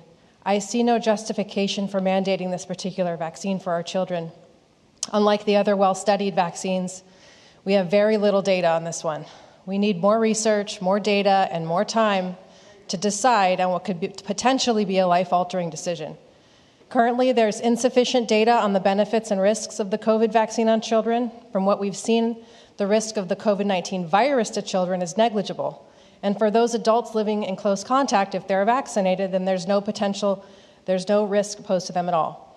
Recent studies emerging on the child vaccines are showing that the risk of harmful side effects such as myocarditis, nervous system disease, musculoskeletal disease, and even death heavily outweigh the potential benefits. I'm astonished that this vaccine is being forced on our kids. We need more research, more data, and more time. There's no emergency here. Let's value and respect the young lives in our hands and wait and see. Our young people deserve that much. Please urge Governor Newsom and the California Department of Public Health to rethink the K-12 COVID vaccine mandate. The mandate is unlawful and unconstitutional. I urge you to refuse to comply with the mandate. Calderas, Lucerne Valley, Happy Valley, Mark Twain, and more school districts have decided to oppose the vaccine mandate. Please join them. Fulfill your obligation as an advocate for our children.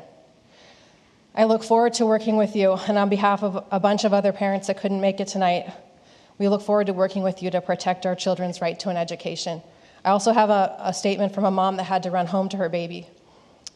DSUSD, as a public institution made up of children and parents and teachers under current laws, should continue to be a strong supporter of the parental rights and the well-being of children. We, the parents and the Board of Education, should work together to amicably to continue to advocate for parent choice. Our children are not at risk. To mandate a vaccine this early with such little study is like putting the cart before the horse, as they say. Not allowing the parents to choose whether or not to vaccinate their child with an understudied vaccine for a low-risk disease and low transmission is an arbitrary use of power or coercion. If this nonsense is continued and DSUSD continues to side with the government rather than the parents, we will not comply. We will educate our children elsewhere. Thank you. Thank you.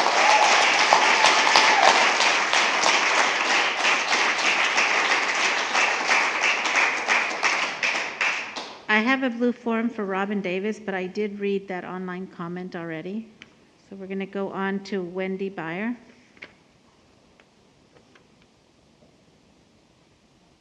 Is she outside?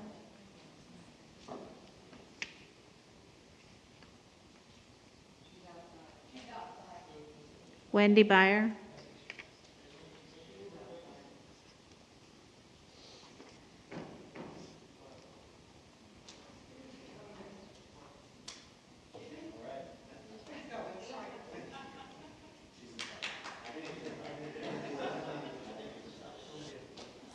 Hi, I thought maybe we'd talk about some science. I've had 4 weeks to think about what to talk about with you guys. There's so much. So, in your bodies is 100 trillion cells. 100 trillion. Each one of those cells has a minimum of 3.1 billion bits of information. Each one of those cells has a redundancy system, a fail-safe system, a transport system, a waste system. And then you get into the reproductive system, which is amazing. And now you call this thing a vaccine, which it is not. It is a genomic jab that is designed to cause your cells to behave in a way that they have never behaved before. It is not a vaccine. That is the biggest misinformation campaign being used today. And now you want to put into a child whose body is developing, arguably, a computer-generated, very expensive, Mr. Fauci's making more money than he's ever made in his life, kickbacks, etc. Pfizer's up 30%, to experiment on our children the manipulation of their genetic code. Psalm 138 says, I am fearfully and wonderfully made.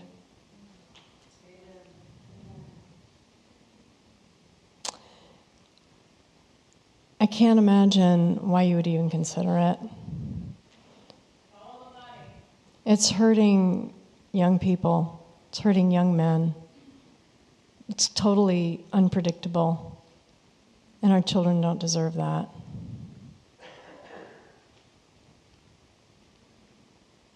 At some point in time, you have to consider that the same Bible that gives you an opportunity of redemption and restoration and forgiveness of all the sins that everyone in this room has committed also tells you that children are precious. They are made. You have two eyes. You hear stereoscopically. You don't have one eye. You don't have two left eyes, two right eyes. You have two shoulders, a left one, a right one. You are fearfully and wonderfully made. You have a left wrist and a right wrist. You have a left thumb and a right thumb. You have a left toe and a right toe. The toes have to be arranged just as they are. You wouldn't be able to walk. You really think you came from an amoeba? I warn you again that God is clear that if you harm a child, you might as well hang out with Vito and the boys in the back of a boat and a cement mixer.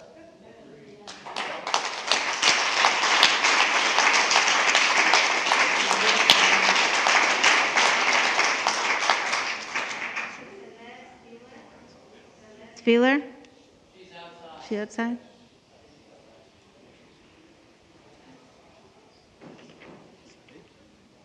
That'd be the last one. She's outside though.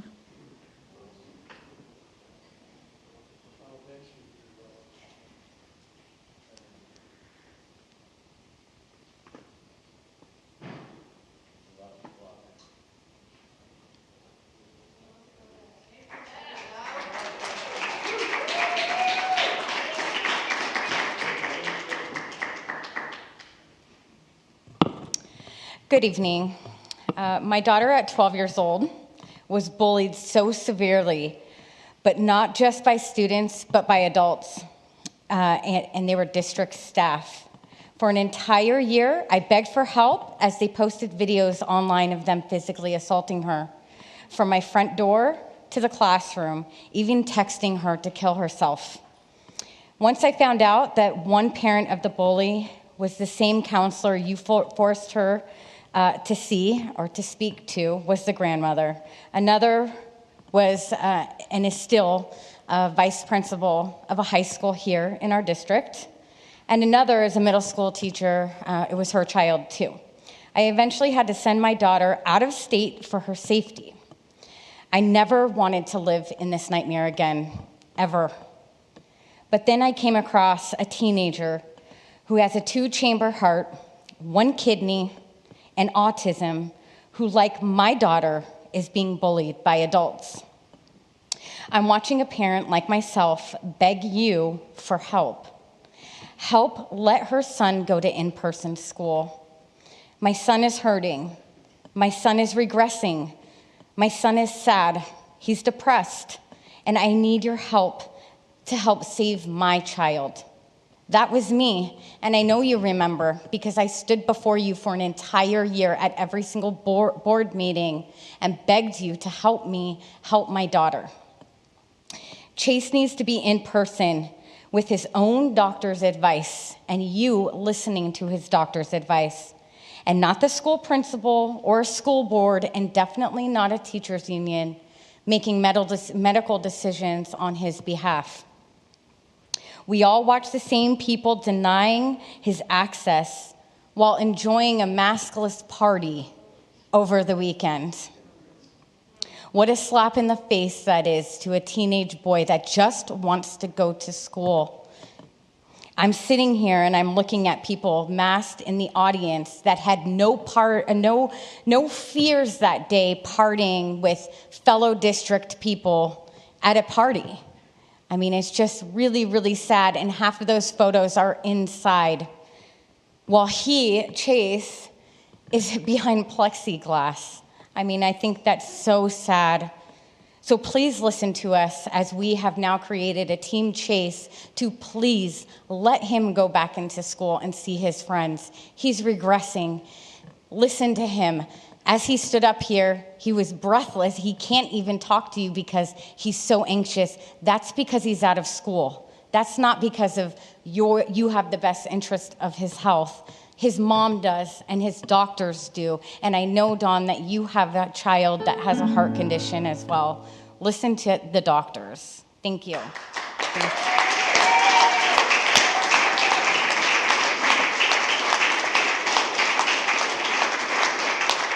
Those are all the comments. Those are all. Great, thank you.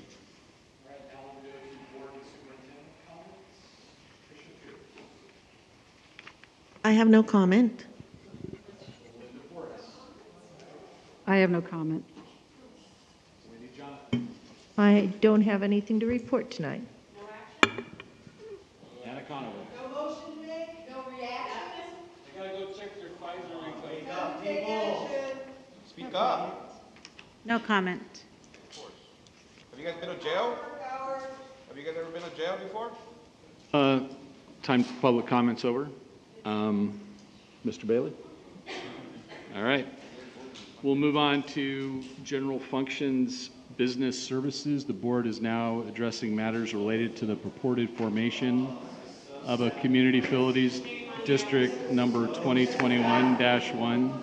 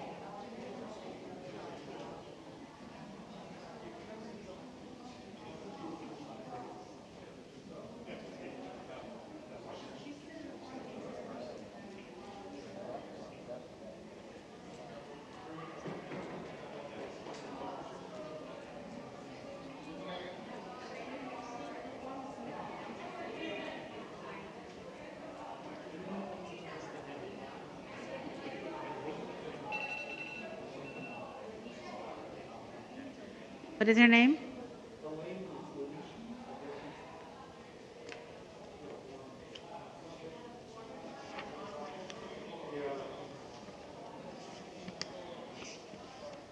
Elena Nishi? We did call the name. Was that your name, Elena Nishi? Yeah, we did call the name.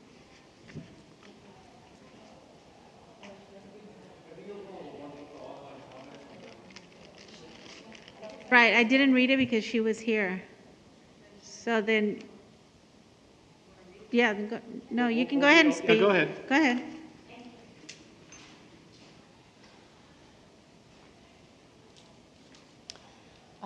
Board, parents, friends, I'm a mother of 3 school-age children, and I do not consent to the mandatory one-size-fits-all student vaccination against COVID-19. COVID-19 vaccine received an emergency authorization from the government, but there is no emergency.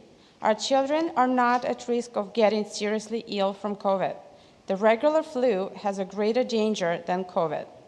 Mandatory vaccination is not beneficial for our children. Risk of potential long-term side effects are far more dangerous than the virus itself. It is an experimental drug, and we don't know how it will affect growing and developing bodies. 2 months of conducted studies are not enough. Our health administration stated that the adverse reactions data will become available once the drug is administered. My children will not be forced in this clinical trial to become statistics for medical errors. This mandatory vaccination is wrong. It is unlawful and unconstitutional. To allow this mandate is discrimination. We need years of studies, research, and data to establish safety of the vaccine. Where there is risk, there must be a choice. Our children love and thrive at school, and parents will have no choice but to keep them safe at home. Today, we ask the board to join us in the action to end vaccination mandate. Please stand behind our children. Be the advocate for their rights. Urge the governor to end this mandate. Other school districts such as Calloway and Chino Valley Unified have already done so. On DSUSD website, it is written, "We will be district of choice to successfully prepare every student to college, career, and life. Please support the right to personal choice. Stand with us and urge the governor to stop the mandate." Thank you.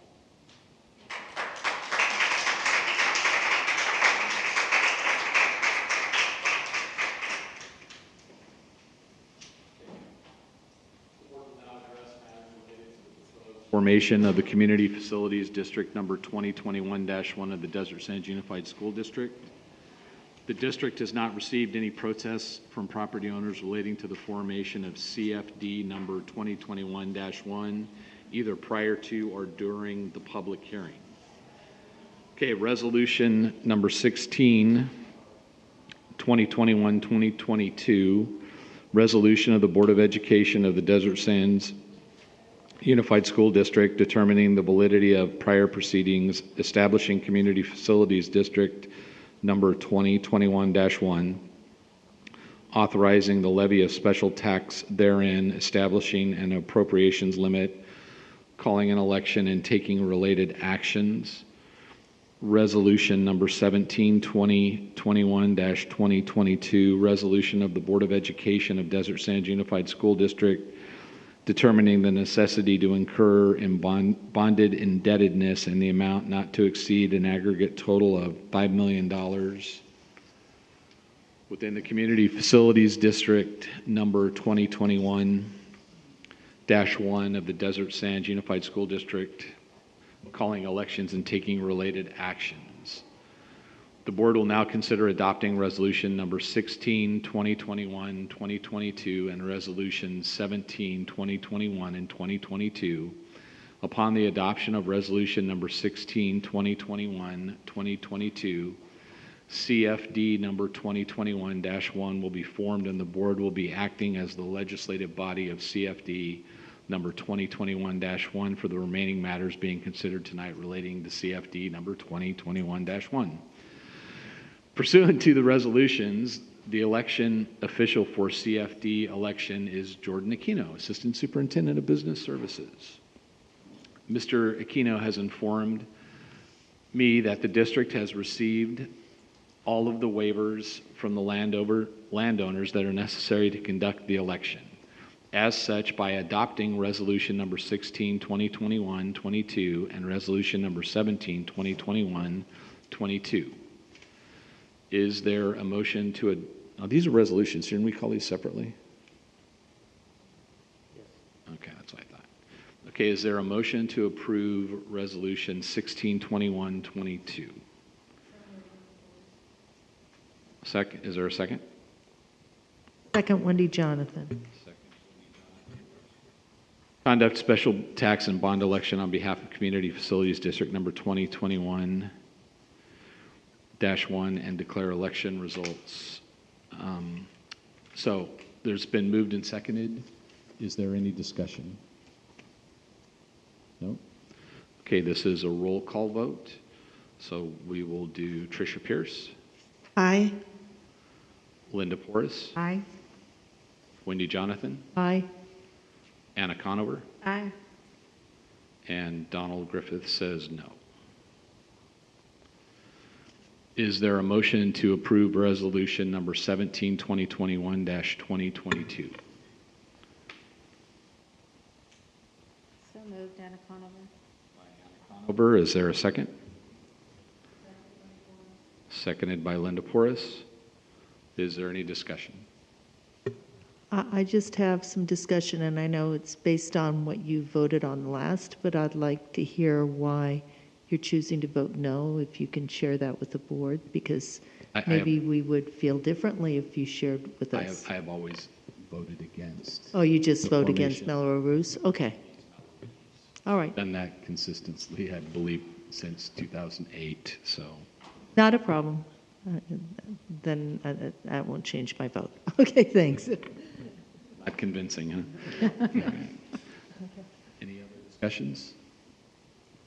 Okay, Tricia Pierce. Aye. Linda Porras. Aye. Wendy Jonathan. Aye. Anna Conover. And Donald Griffith votes no. We will now conduct the landowner voter election on behalf of CFD number 2021 and declare the election results. So they both passed. The district's legal counsel, Samuel Sultana, is that you? All right, who's in the audience? Has sent ballots out to all the qualified landowner electors in CFD number 2021-1. The ballots have now been returned to the district and it's time to open the ballots. Will the clerk of the board please give the ballots and announce, please open the ballots and announce the results of the election? There's the envelope. The envelope, please. Price Waterhouse, come on, let's go. That's okay. Come on. Just slide into the rope if you want. I mean.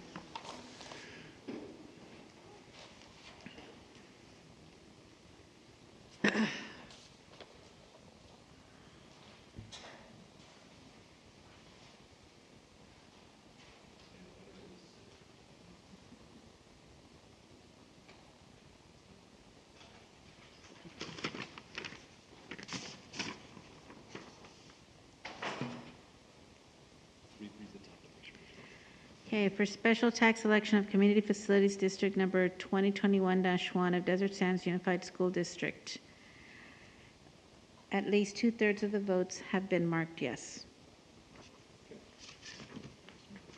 Next one.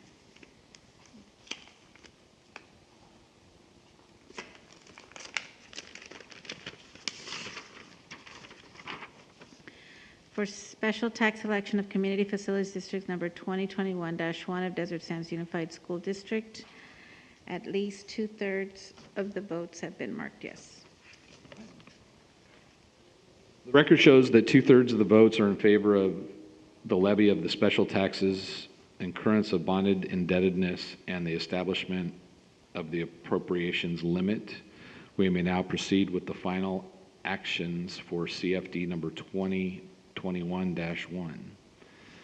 Resolution number 18, 2021-22, resolution of the Board of Education of the Desert Sands Unified School District canvassing the results of the election held within the Community Facilities District. The board will now consider adoption of Resolution 18, 2021, 20, oh, is there a motion to approve? By Linda Porras. Second, Tricia Pierce. The board will now consider adoption of the resolution. This is a roll call vote. Tricia Pierce. Aye. Porras. Wendy Jonathan. Aye. Anna Conover. And Donald Griffith votes aye. As noted previously, there were at least 2/3 of the votes cast in favor of levying the special taxes, incurring bonded indebtedness, and establishing the appropriations limit. By adopting this resolution, the board determines that the CFD election conducted within CFD number 2021-1 was validly conducted. I guess I jumped ahead of myself, so we'll re-vote on that. Is there a motion to approve this resolution? Who was that? Was that still Linda Porras and seconded by Trish Pierce? Sorry about that. Trish Pierce. Aye. Linda Porras. Wendy Jonathan. Aye. Anna Conover. Aye. Donald Griffith says aye. So that carries 5-0. First reading of the ordinance of the Community Facilities District number 2021-1 of the Desert Sands Unified School District authorizing the levy of special taxes within CFD number 2021-1. Tonight we will conduct the first reading of ordinance levying the special taxes in CFD number 2021-1. After its introduction, the ordinance will be considered for adoption at our next regularly scheduled meeting of the board. Is there a motion to read the ordinance by title only? The title of the ordinance is Ordinance of Community Facilities District number 2021-1 of the Desert Sands Unified School District authorizing the levy of special taxes within CFD number 2021-1.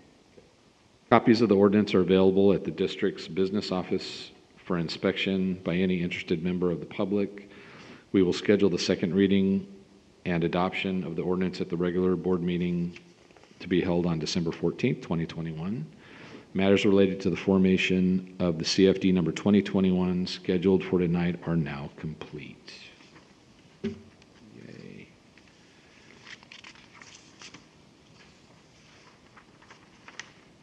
Okay, so now we'll move on to general functions educational services. I believe there are 12 of these items. Is there a motion to take these general function items as a group or individually?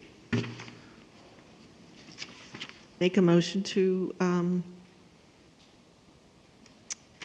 take items 19, general functions ed services from 19.1 to 19.12 By Tricia as a Pierce. group. Second, Linda Porras. By Linda Porras. Any discussion on any of these items? Okay, hearing none, we'll call for the question. All those in favor say aye. Aye. Aye. All those opposed? Okay, that carries 5-0. General function personnel services, memorandum of okay, we'll just say there's 4 of these, 20.1 to 20.4 for personnel services. Is there a motion to approve these either as a group or individually? So moved as a group. Did you mean the MOU? Just saying. Ow. Yeah. So who did that? Linda Porras. Linda Porras. I'll a second group. the By Wendy MOUs. Jonathan. The Any memorandum. discussion on any of these 4 items? Okay, hearing none, we'll call for the question. All those in favor say aye. Aye. All those opposed? That carries 5-0. General function student support services, there's only one. Is there a motion to approve the independent contract agreement with LA Speech Pathology Services, Inc.? So moved, Linda Porras. By Linda Porras. Is there a second? Second, Tricia Pierce. Seconded by Tricia Pierce. Any discussion? Hearing none, call for the question. All those in favor say aye. Aye. All those opposed? Okay, that carries 5-0. Moving on to general function superintendent, there are 2, there's a resolution, so we'll take them separately. Resolution number 19, 2021-2022, a resolution of the Governing Board of Education of Desert Sands Unified School District in support of Assembly Bill number 75, Kindergarten Community College Public Education Facilities Bond Act of 2022. Is there a motion to approve this resolution? Moved by Tricia Pierce. Pierce. Is there a second? Second, Linda Porras. Seconded by Linda Porras. Is there any discussion? Okay, hearing none, we'll call for the question. We'll do a roll call vote. Tricia Pierce. Aye. Linda Porras. Aye. Wendy Jonathan. Aye. Anna Conover. Aye. And Donald Griffith says no again.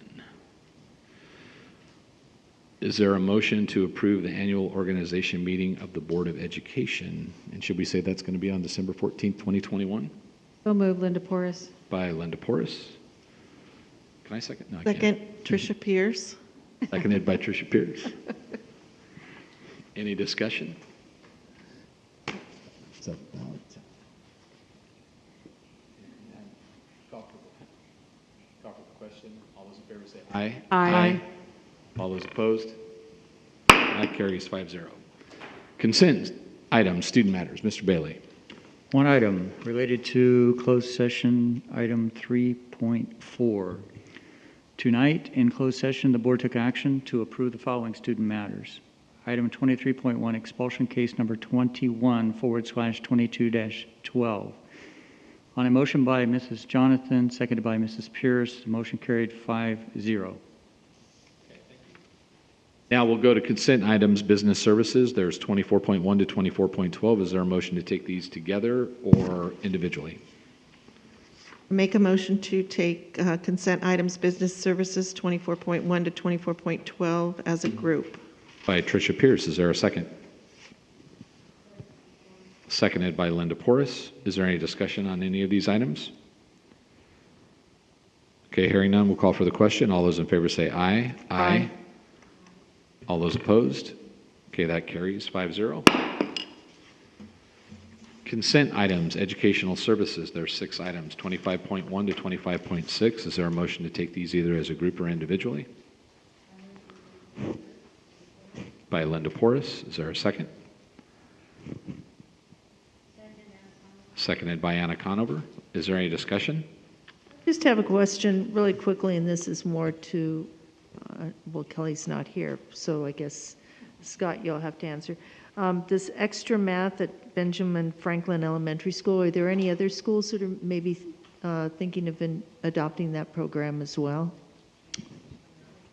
Not that I'm aware of, but my understanding is these are schools that have used the curriculum as a supplemental in years past.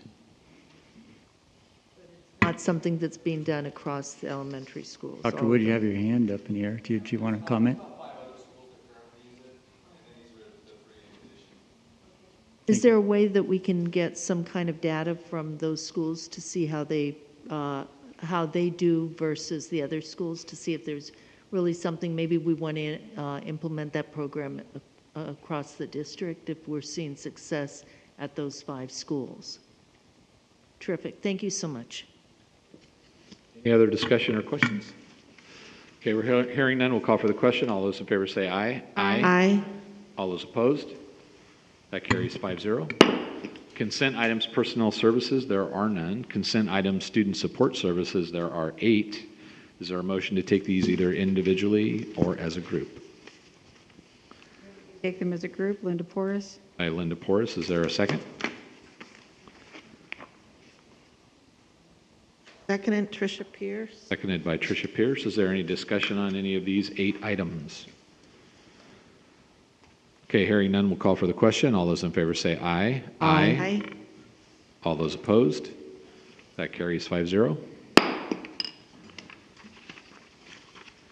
Consent items, superintendent, there are none. Personnel actions certificated. Is there a motion to approve the personnel actions certificated 29.1?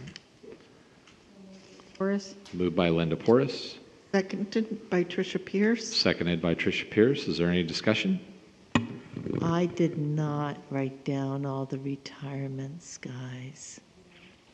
Maybe there weren't any? There was one, Doug Funkhauser for 12 years. Oh, well, congratulations. Good job, Don. Is there any other discussion? Okay, hearing none, we'll call for the question. All those in favor say aye. All those opposed? That carries 5-0. Personnel actions classified. Is there a motion to approve 30.1, classified personnel actions? By Linda Porras. Is there a second? Second, Tricia Pierce. Seconded by Tricia Pierce. Is there any discussion? Dawn. Okay, we have actually 5. Adeline Carrasco with 15 years of service. Lucina Gonzalez, 24 years of service. Estela Perez, 19 years of service. Teresa Williams, 24 years of service. And Julie Van Bacter, 19 years of service. I just want to say congratulations to everybody, but Estela Perez is a friend of mine, and I just wish her the best in retirement. So, Perhaps this should be an item that Dr. Hyde has to do for his homework so he can call out his personnel people. Any other discussion? Okay, hearing none, we'll call for the question. All those in favor say aye. Aye. All those opposed? That carries 5-0. Call out of closed session actions. Mr. Bailey. I believe I have 3 items from closed session. The first item relates to item 3.2 closed session agenda. Under conference with the labor negotiator. In closed session, the board took action to accept a settlement agreement with the California School Employees Association regarding the interpretation of Article 10.4 of the current CSEA collective bargaining agreement related to eligibility lists for vacancies. Also to accept a settlement agreement with the California School Employees Association regarding the interpretation of Article 19 of the current CSEA collective bargaining agreement related to discipline. On a motion by Mrs. Poor, seconded by Mrs. Jonathan, the motion carried 5-0. Next item relates to 3.3 on the closed session agenda. Agenda item, public employee discipline dismissal release pursuant to Government Code Section 54957. In closed session, the board took action to accept the suspension of certificated employee number 86394, teacher, under the progressive disciplinary procedures. On a motion by Mrs. Conover, seconded by Mrs. Pierce, the motion carried 5-0. And the last item relates to closed session agenda item 3.6. Tonight in closed session, the board took action to reject a claim number 597276. On a motion by Mrs. Conover, seconded by Mrs. Jonathan, the motion carried 5-0, and that concludes my report. Thank you. Suggestions for future agendas that receive at least 3 votes. Tricia Pierce. Have none. I have none, but I don't know if this would be something that we would talk about, but the parent that came in and talked about To Kill a Mockingbird. I saw Mr. Bailey writing some things I don't know if down. that's something So that I think needs- they're gonna follow up. So Okay. Mr. Bailey's All right. gonna follow up. Jonathan. Yeah, I know my name was mentioned a lot, so thank you very much during the meeting. And this is not because my name was mentioned a lot. I'm having Thanksgiving this next week, and I'm having 29 people, and I asked that they all be vaccinated because I was concerned about high-risk people that we're having there. That being said, I do think it's somebody's right. It is their body, and it's their choice to get their vaccine. I do have family members that have not taken the vaccine and will not be joining me for Thanksgiving. And I respect their decision. It's not my decision. And more importantly, I know Moderna has been pulled, and they aren't giving the vaccine now to the young ones because now there's an issue with it. I am concerned about the risks we may be putting on our children. And I don't know if anybody else feels that way. And quite honestly, let's be honest, if we're on the board, we don't wear these masks when we walk out of here and we go out into the parking lot in the real world, or at least very few of us do. And it's great that you do, but I don't. I've had the 2 vaccines and the booster, and I don't wear the mask. I don't know if we're going to be talking about masks again next year. And I think that we need to start looking at a plan because I do think that this is something we need to address. And if we're going to be talking about the vaccine with COVID, do we treat COVID the same way as we do mumps, measles, rubella in our school district? If we don't, then why are we treating something totally different? When mumps, rubella, whooping cough, all of those items, there should be no difference in the treatment. It comes down to I understand and I respect somebody else's wishes to do something different. And we are a public school, which is to require public education to all. And I'm not saying this because I think we'll lose people. And I'm not saying this because I think this is the only way to get reelected, because I may not run again next time, so it's a moot point. This is about choices, and I've made my choices, but my choices don't need to be imposed on someone else.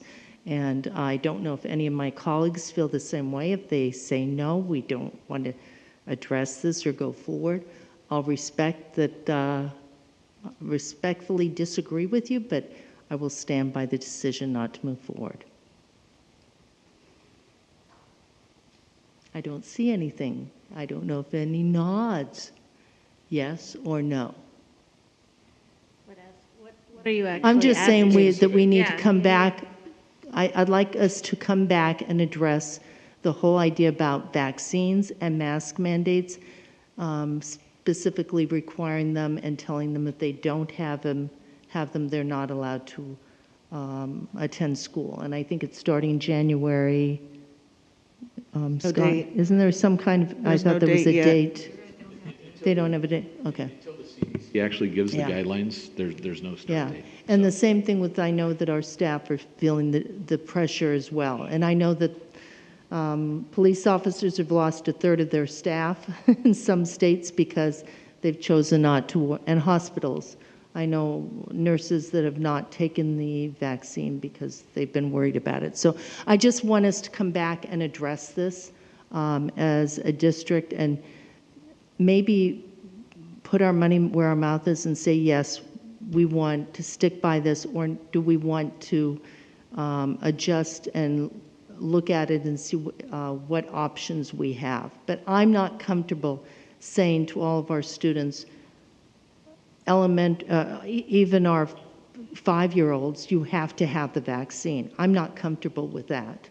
I have great nephews that I would not impose that on them. I'd be worried about giving it to them right now. So again, I'd like to address it and look at our policy regarding this and see if that's something that we want to continue on.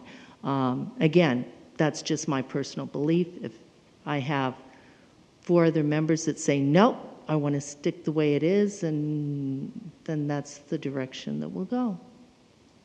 I can hear and see that you have your viewpoint, and I would like to say that the same choice that I believe in choice too. The same choice that some people make affects the choice that others make. This is why this is such a difficult decision. The same choice of people that don't want to wear masks affect the people that do want to wear masks. And when you put them in a room of 30 people with a teacher and there's conflicting things going on with who's wearing a mask and who's not wearing a mask and what's mandated by the state, and we're a public school entity, I honestly don't know. People say it's about the bottom line, it's about the money. So technically, if a district, say these districts that are rejecting the mandate, does that mean they give back the COVID-19 federal and state funds? Does that mean their school safety plan has to be rewritten and not approved by the county public health? Does it mean the ESSER funds are affected in any way? Can anybody answer that? And I think that that's something that can be reported out when we go back to discuss it. But I think just to automatically, again, I think that it's just bringing it forward. And I think that if we don't bring it forward, then we don't really have the answers to your question anyway. We can always come back and say somebody knows down there about the funding. I'm going to interject because this is just my opinion. I don't think, in the law, sometimes they'll tell you that a case is not ripe for appeal, or it's not ripe because the underlying facts have not been concluded. And so I've been following Orange County versus Newsom. That lost at the Supreme Court. And then we just had the San Diego case come down, and and the ruling was sent to us in that tab, and that ruling, I read the entire thing, and there were 9 counts, and every one of those, so I don't know if everybody wants to go to mini law school, but Newsom filed a demur. And what a demur is the judge rules like everything the plaintiff has said is true, but it still is insufficient to win. And so when you read so the demur was granted, and without leave to amend, because in most lawsuits, when a demur is filed, there will be some technical flaw with it, and the judge will say, but you can amend your complaint and come back. And so they do. In this case, the judge in San Diego went through all 9 counts of the demur, which was the entire action by Let Them Breathe. And every one of them was overruled. And I think we should really, I would encourage everybody on the board to read it, and I would try to help explain it to you if you wanted me to. But what happened is when the judge was ruling it, Governor Newsom has been upheld that he has the emergency powers to enact his orders. So everybody calls them mandates. They're actually emergency orders that is governed by the California Constitution. There's 2 ways for those emergency orders to end. The governor either says he will end it on his own, or the legislature can vote to end it. But the judiciary is the 3rd branch of government, and they are not part of it. And so all these people bringing these lawsuits to overturn these mandates, one is a legislative act and one is an executive act. And the courts are, it looks like from reading the result of that litigation, that the court is not going to uphold any of these lawsuits. So before we vote that we're not going to follow them, I'd like to know what the results are for those districts that aren't following them. Because we have bargaining units. And so my understanding is some of the districts that aren't following are very small, and they're in areas where they have a very homogeneous population, and they all have the same belief, and so everybody is going along. I think in our diverse area, we're gonna, like the woman that threatened to sue us, if we overturn the mandate, we're gonna get sued. No, and I respectfully, I understand what you're saying. I also think that right now we're talking about requiring, as I said, that all of our students have it, especially the young ones. But that's the message we're telling our parents. So because the community misinterprets the law is not a reason for us to violate it. At this point, what are we doing as far as... We are not mandating the use. Okay. Because the governor is mandating it. I hear what you're not us. I hear what you're saying, but if somebody wants to go to our school, they have to have the vaccine, correct? Not yet. Not yet, but by when? Maybe in the fall, next fall. I don't know if this is working. Okay. We've been reaching out to CDPH, and I believe one staff member who's in the audience was able to actually make contact finally. They haven't even begun the rulemaking procedures process yet, let alone made the rules for vaccinations. If you follow the original timeline, it looks like the earliest they could require it, at least for one age group, would be July 1. But no matter what, if they stay on trajectory with the rulemaking process, these rules will come into play for the next school year, for 22-23, for admittance to public and private schools. That's the trajectory right now. And the process will have public input opportunities. But unfortunately, we weren't able to provide that to the public, that this is how you can provide input as the rules are made, because it hasn't been defined yet. So maybe we need to have a presentation to discuss that. And also at the same time, again, I'd like to know, are the requirements that we're going to be having for the COVID vaccine, are those the same requirements that we have for rubella, whooping cough, measles, mumps, polio, all of those? That's the regulatory part. Right now, if you remember back in 2015, when that changed, when there used to be a personal exemption, religious exemption, everything for those, when you were asking the question, I'm writing down Friday letter, because how we're treating right now, if there's a measles outbreak, mumps, that type of thing, right now with that legislation in 2015, the regulatory changed it where there's only medical exemptions. That has not been decided, We already have parents turning in exemption forms, and that hasn't even been determined for us to even say yes or no, because they're not mandated. And that's why I did say at the very end, we are wanting to make it accessible for parents who choose to vaccinate their child. And I know the verbiage is going out like we are requiring it. We're not.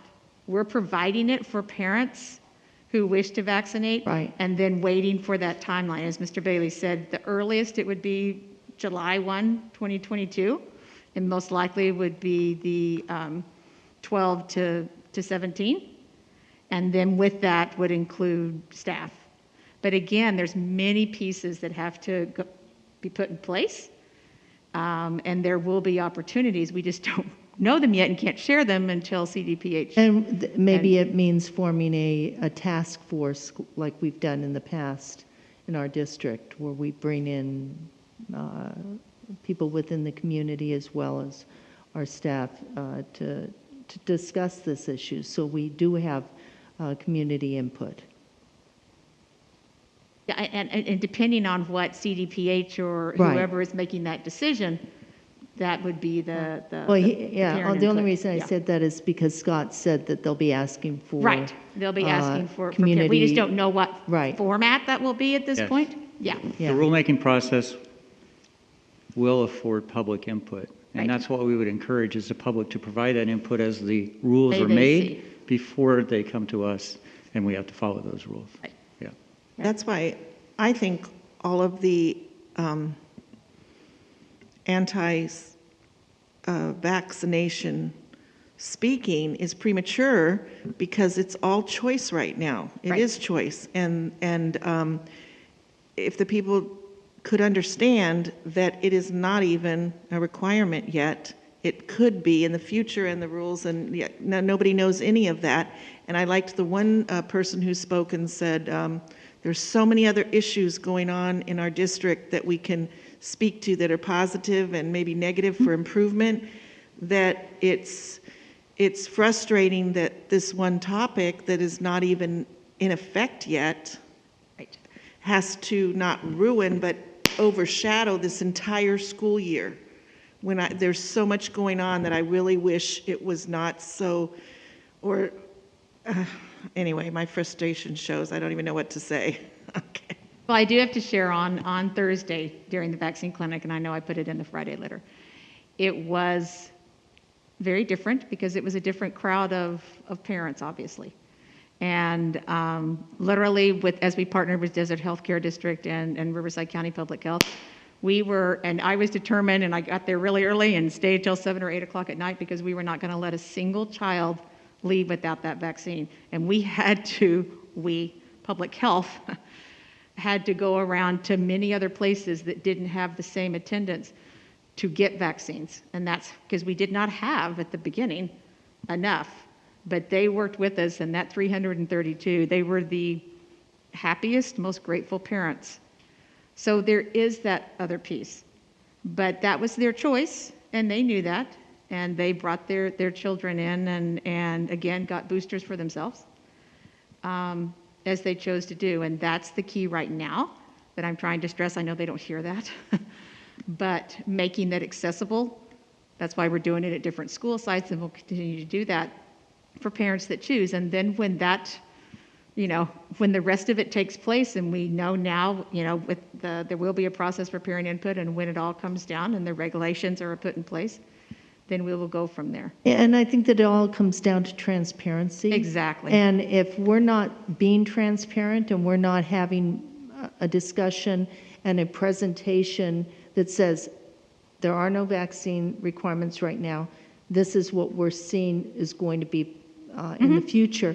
If we say that at every single meeting, and that's said, and that this is where the timeline is, and prior to that happening, that there'll be a chance for input, that's much better than not saying anything at all. And right now, there's not that voice that's being heard, and so I don't think we're being as transparent as we could be. And I think that would relieve a lot of people feeling that they don't have to make the decision right now, that they still have time. Okay. Yeah. I can add that.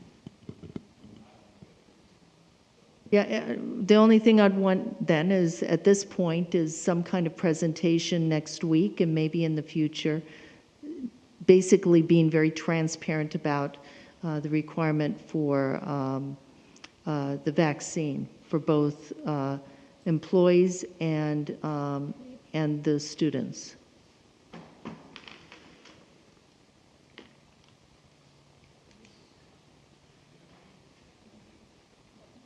No. No? Okay, I don't either. Announcements. This is my last full meeting as president, which I'm pretty excited about. You're actually president for a couple of minutes. At the Yeah, but next this is meeting. the last full meeting. But what I did want to say is I appreciate the work that we did this year, and the thing I take pride in is the fact that we were the only district that opened K through 12, and our seniors got to experience graduation. That's been lost with this conversation about COVID and people. But I will take from this year the fact that we worked diligently to get our kids back in school. Then the next regularly scheduled meeting of the Board of Education is Tuesday, December 14th, 2021 at 7 p.m. on the District Education Center boardroom at 47950 Dune Palms Road, La Quinta, California. Mr. Bailey, do you have any announcements?